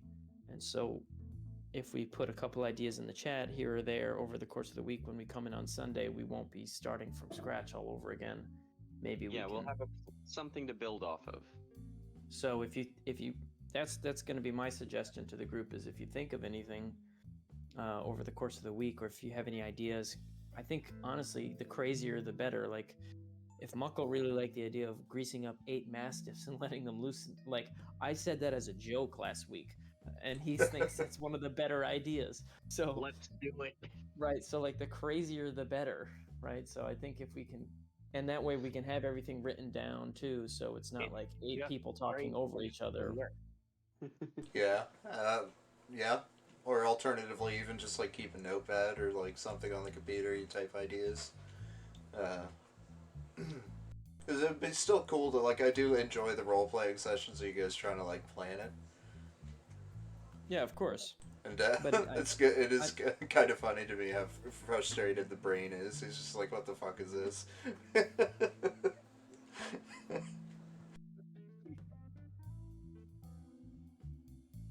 Yeah, I but don't suggest that we get rid of that. I think it's very useful to talk in person, but just to throw it out as a supplementary thing. Yeah, definitely. Definitely a good idea. I mean, we're also only told we don't have to kill the one guy, so we can just non-lethal him and kill everybody else in the mansion and turn the book in, you know, then job Right. completed, right? I mean, people underestimate how good rogues are at, like, killing, like, grinding dungeons down through attrition. They're very good at it. Yeah. I was thinking that the best thing we can do is get eyes on where this guy is, where the book is, and just as far as we can, like, or at least narrow it down. Like I think now that we know that we're not that time sensitive, we could have spent a lot longer just trying to look through the windows from a distance and sneaking around to try to get, you know, we could have spent a couple days trying to figure out where is the book, where is it kept, how often is it used. Where does he go during a day? what is the life of this man? Yeah. Well, we can do that pretty easily next session. We can just say, hey, we're gonna retreat back to the camp, and then we're gonna spend 1 week just like observing the place from a distance. You know, everyone's gonna spread out. Yeah. But it doesn't even have to be a whole week. It just has to be until we have a pretty good idea where the book is. Because, Right. I mean, to try to sneak around an entire mansion, looking room to room for a book. And still do the whole week and Yeah. look for Or book to give you like, more information. We sat we outside could- for a week. What do we see? Yeah. We'll see the hooked horror through the windows. We'll be able to see the threats that come around. We'll be able to see where this guy goes at what times. We'll be able to plan things. Yeah, another thing there. The Cyclops through the window, we could just everybody fire all at once and try to take it out too. Like. Yeah, and Mrs. Green would have been pretty useful there. The thief, right? You can climb, can't you? Yeah, Second story work. Yeah, that would have been pretty useful to look in the windows on the second and third floors as well. And to descend through the chimney from the roof. Yeah, I really think that is something that we need to explore next week. Cause like, Dun, dun, dun, dun, dun, dun, dun, dun. I mean, if there's a chimney Depends on how big opening, the chimney is too, right? And so it's a great idea until you get there and find out what it looks like. But that could have been another simple, quick little mission to send someone one night, a few people to go sneak up and just see what it looks like. yeah, you know, every night we could have a different group of, like, we could have on one night someone go down the chimney and check that out, and then on another night we could case all the windows, and on another night we could see if we could investigate the basement or something, you know, like. Yeah, is the chimney like hooded? Does it have multiple passageways? But second story work, I get the ability to climb like it's normal. So I have that as well. Yeah. Yeah, and the another thing problem too, with like, that, though, is that it doesn't let you skip the athletics check, and rogues usually have terrible athletics. No, but still, anytime we go into the house, we have to be like, it's either we're like in groups outside of the house looking, or we all go in case we're attacked. Or you just send your infiltrator in under a false pretense to try and get information that way, right? Yep. We don't even know if there's anybody human in there anymore. That'd be good information to ask. We could also ask around town too for rumors about the guy, which we didn't do. That's where I could throw my weight around a little. You sit around the house and you look to people, and you go, and you walk in with people that are going in, and you know, deliver a box that they're delivering, and go look into the side of the house or whatever. I'm still nobility. I can throw my weight around. If you're doing a heist, you take your time. Like, you learn it. You have it all planned out. You have the whole map of the building, and you go, this person could do this bit, and this person could do that bit. Yeah, I think, like, there's so many people and so many roles, we do kind of need, like, somebody to take that planner kind of role and, you know, like, assign people positions in the heists. Of course, with feedback and, like, suggestions and all that good stuff, of course. Like, nothing's set in stone, but there needs to be, like, some kind of a better system. As always, roles can work against you, and you have to plan on the fly, but you need a general plan. Yeah, Muckle, if it seems that Nightcat is going down the artificer route, you know, I'm happy to reconsider my role if it would make more sense for her to take something more like what I've got. I mean, she does like to make her gadgets and shit. I don't know. Right. Like, that was kind of my initial plan too, but I'm happy to be flexible. Like, I'm not saying that I want to necessarily step up as the leader, but that's another thing. I could switch your guys' role, and you could like sub into wizard or something if you wanted, or multi-class into wizard. If I was gonna sub into anything, it would be wizard at this point. So that might make more sense, and then That way, I have more power and I can control you guys and tell you what to do, and it will really, Actually, after taking fulfill my ego. three levels of Artificer in a different game, it's funny. It's a different sort of play. Yeah. It's not a, typically you're either a front fighter or you're a magician at the back. You're neither. You're sort of somewhere in between. You can support the front fighters by giving them magic weapons, but you don't want to be in the front fight, so you have to be back a bit, and you have a bit of magic as well. I actually like Artificer. I might play it more. I did it the first time. Candlekeep, I might actually bring it into another few. Might bring it into another few things, Muckle. I actually think it's very interesting, especially if you get heavy upper levels of it. Yeah, most caster classes are going to multi-class like their first level as fighter, artificer, or cleric to get armor, so that like they don't have a problem with low AC. Yeah. That's pretty meta to do that. So it's not as in once you start playing with experienced players, the caster has to sit at the back and not take hits isn't really a thing. In fact, the caster is usually one of your tankier members because they have shield spell. Yeah. Yeah, so I'll probably end up multi-classing into wizard if I multi-class at all. And so I'm happy to switch roles around. Both because I think it sounds like it might make more sense if she's going to be doing gadgets. It might make more sense for her to be something like the gadgeteer or something like that. Right. And if I don't want to take artificer if she's taking artificer, because then we're both basically playing the same character. Yeah. Covering the same ground, kind of thing. Right.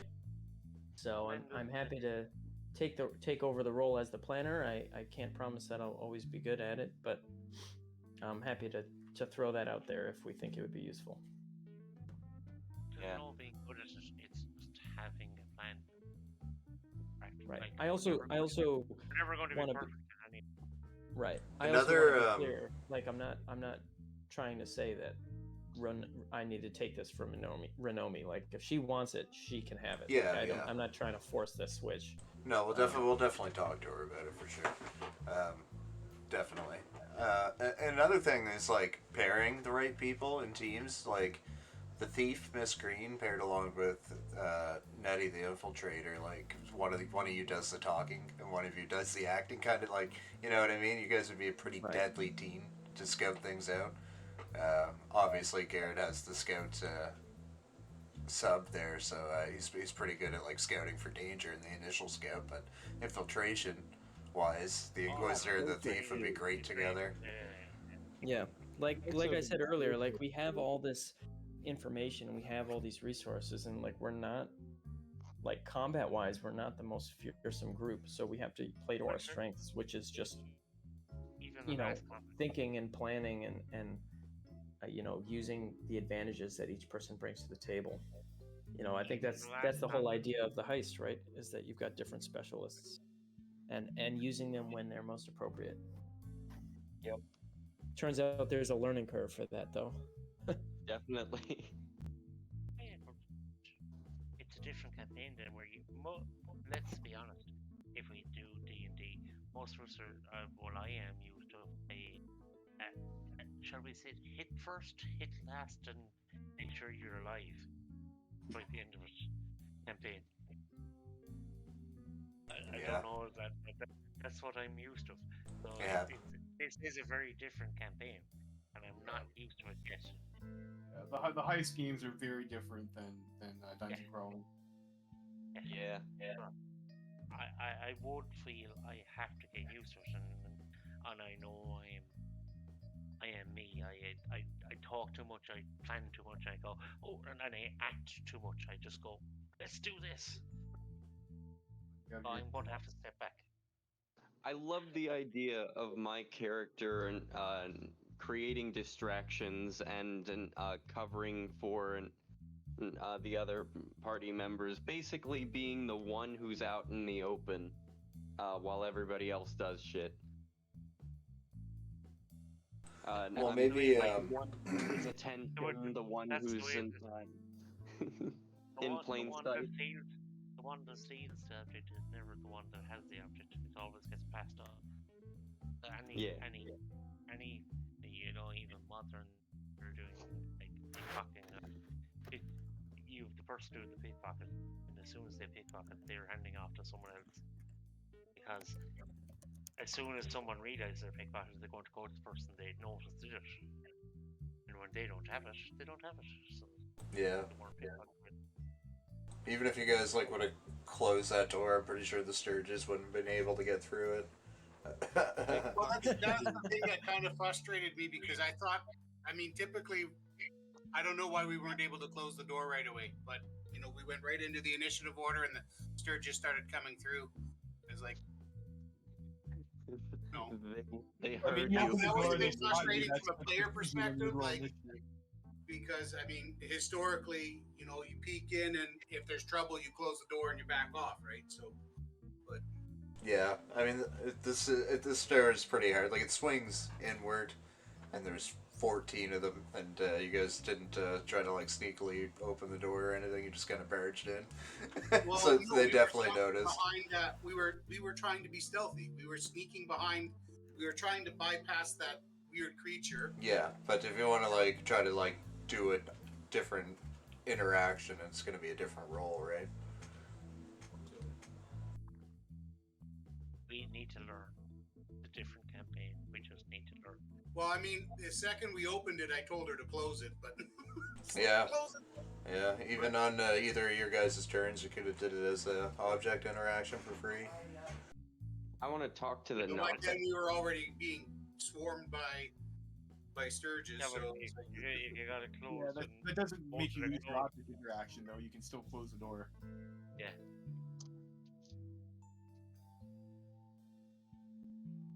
That's probably At- how I would at roll that it, point, too. If somebody Aaron opens had the to door, get out of there. I almost died anyways. Like if I Yeah. had wasted a single more action, I could have easily been dead. Another I would have thing got swarmed. you and could that have would've done, what else are you gonna do with your object interaction, though, right? you probably could have You dropped that. interaction and disengage and move back. Probably Well, could that's have what dropped we that did. Yeah, well, I wouldn't even- I wouldn't ever even smoking bottle there pretty quick. Yeah. Well, the action I did take that round to drop the oil there was beneficial, right? The fact that Yeah, prevented that most ended up working. down, but It just Yeah, took. yeah. Problem is It's that not there a- were 18 creatures between you and me, so it was like, yeah, you know, it's by the just- time we got it lit, it was just took a little while, you know. I also have a tip for you guys from my days as a 3.5 rogue. Every set of thieves' tools comes with a small steel mirror. You should use that to look around corners and like crack open doors and peek through with the reflection. It's nice. way harder to get spotted that way. I thought I was doing that every time I asked you, Buckle. I'm cracking the door and looking out. If you're not specifying you're not using the mirror, I'm taking it as you're not using the mirror. Okay. Like your I- character I- doesn't do I- anything unless you describe it, I right? remember that for the next time. Sorry, what we really need to be doing is crafting a periscope so we can check through these windows without being seen. Okay, cool. Muckle, as a side note, do you have any rules against or regarding silvery barbs as a spell? I don't currently. Violence. I just I only ask because I played it in a couple of one shots where people said it wasn't allowed. Yeah, it's Yeah, pretty it's common. it's ban. common to ban it. Yeah. Yeah, the bard casts hypnotic pattern. The DM is like, "Oh, Mao, two of my monsters passed this time." Before you can finish the words, everyone's like, "Silvery barbs, silvery barbs, silvery barbs." You know what's worse than that though is Yolan's ability in my Curse of Strahd campaign to cast Detect Magic at will. I love that. That's good as a warlock. Bruh. I almost don't want to pick it because it just seems like it would be. I don't know. It'd be pretty Bard pretty or handy the for this warlock? heist crew. Like if you guys could have sensed where those alarms were previously. Yeah, I mean, like, unless someone took the ritual caster feat, like, we're not gonna have detect magic at level 1. Maybe We're all right. Maybe I'll take Artificer in the next level, and I will be able to get a wand of detect magic. Yeah. Well, I think someone is taking a level of wizard, so that would cover that. That would be Jackdaw. Yeah, that's because Nightcat wants to be an artificer, though. Yeah, if you go enough 2 levels of artificer, you will get the, or 3 is it? 3 levels of artificer, you can go to and replicate the wand of detect magic, and then you can that's just one of your replicate on your infusions. You can take it 3 times, so you can actually get 9 times a day detect magic. And with 1 level of wizard though, you can just get it in you can just buy a scroll and put it in there, and you can cast it as a ritual for as many times as you like, right? 10 minutes is all you need. 10 minutes is all you need. And it lasts for 10 minutes too, so you cast it before you walk in. I'm sure I've done that. As Muckle knows, I have detect magic a few times in this game, and he's gone. Detect magic is one of those things, like, you really hope your party has detect magic if you're a player. That's someone's got to have the ritual. I've ritually cast detect magic before we stepped into this room. Muckle's gone. Yeah. Magic. Repelling blast is also super fun. It would have been good though, like even around that, all the missions you've been on so far could have really used with some detect magic. Right, but like I was saying though, it's impossible for us to have had that. Wait, yeah. What if you have Repelling Blast and Grasp of Hadar? You have both of them, and you can just move people around. Yeah, that's pretty common for like the Earth Genasi Cheese Grater build. Mm. So you spike growth, and then you use the Repelling Blast and the Grasp of Hadar to drag them across the spikes. Take telekinetic. And then you take telekinetic, and you have Crusher too, so you get to bump them additional distance with your Eldritch Blast. And then you fucking Swarm Master Ranger. Yeah, we did that to DM Dan. Like me and my one friend were playing against DM Dan there, and we had the spike growth with 2 telekinetic characters and Repelling Blast. Yeah, that was annoying. Yeah.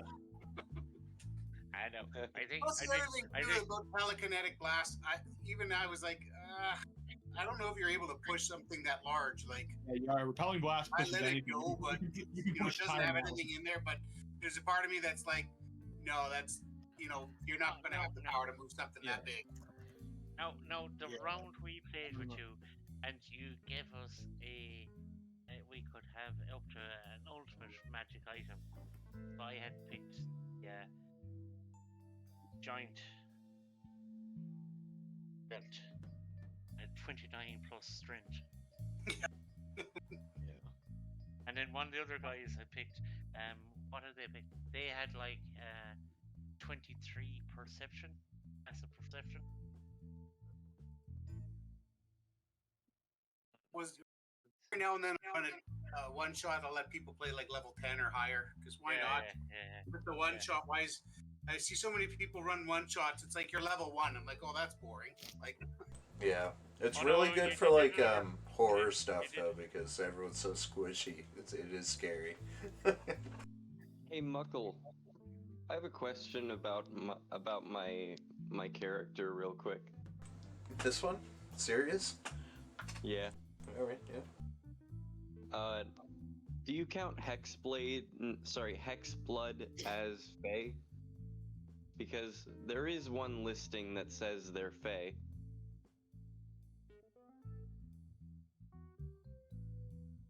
Or are they properly humanoid?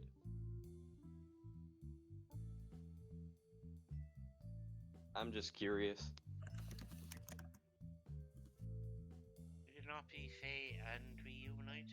Like, they're separate types. So like if you're Fae, you can't be held person, for example, or subject to effect. You still can be a humanoid figure, like but you can be.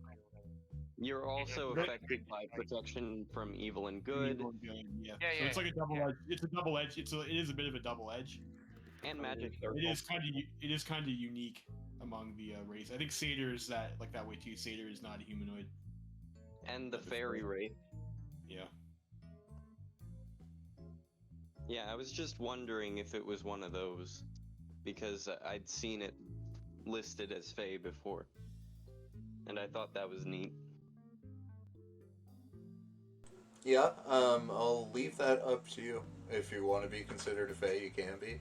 It is like as written in Van Richten's guide that Hexbloods are Fae. So if you want to be a considered Fae, you can be. But that's the decision to be. you'll have to like stick with throughout the whole thing.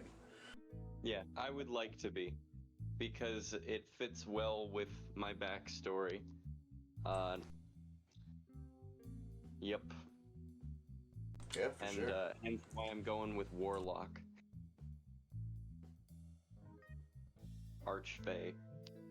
I assume next Sunday again? Next. Yeah, we'll be next Sunday. Should be good for that. I guess you're gonna have to make a survival check at some time, Cass. See if you could track the party. If not, I'd stay back in Tavern and stay with the Garrett folk actually is probably going to have to head back to town anyways, because I left a little bit of a plot story for my character with the old man I snuck in. Didn't really sneak. Oh yeah. Oh, is he still Yeah, there? Green, that's the other thing, there's a sort of a senile old man living up in the attic. He's still there, shit. Yeah, he'll probably be wandering around looking for food, so Garrett's got to get back to him at some point. In my room? No, in Garrett's room. Green room? No, I'm in the attic. I'm in the third area, last area. Oh, maybe it's not the attic. No, I'm up in the Garrett's, the room right underneath the roof. Okay. No, So I'm in it's one listed as Garrett's.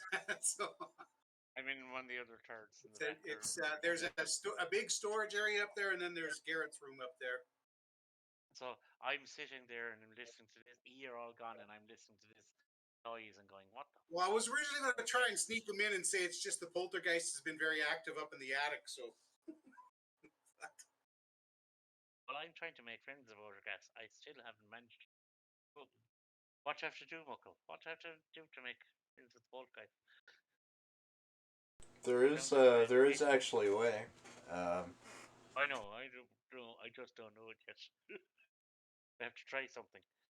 Yeah, once you figure it out, it'll seem obvious. We'll just bring in like half a dozen priests and have them perform an exorcism on the house and.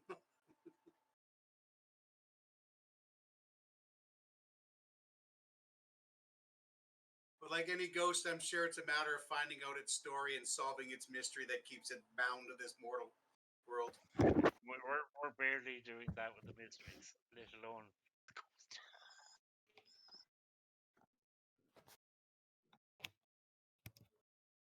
Yeah, well, hopefully next week we can get a good plan going and retake that mansion.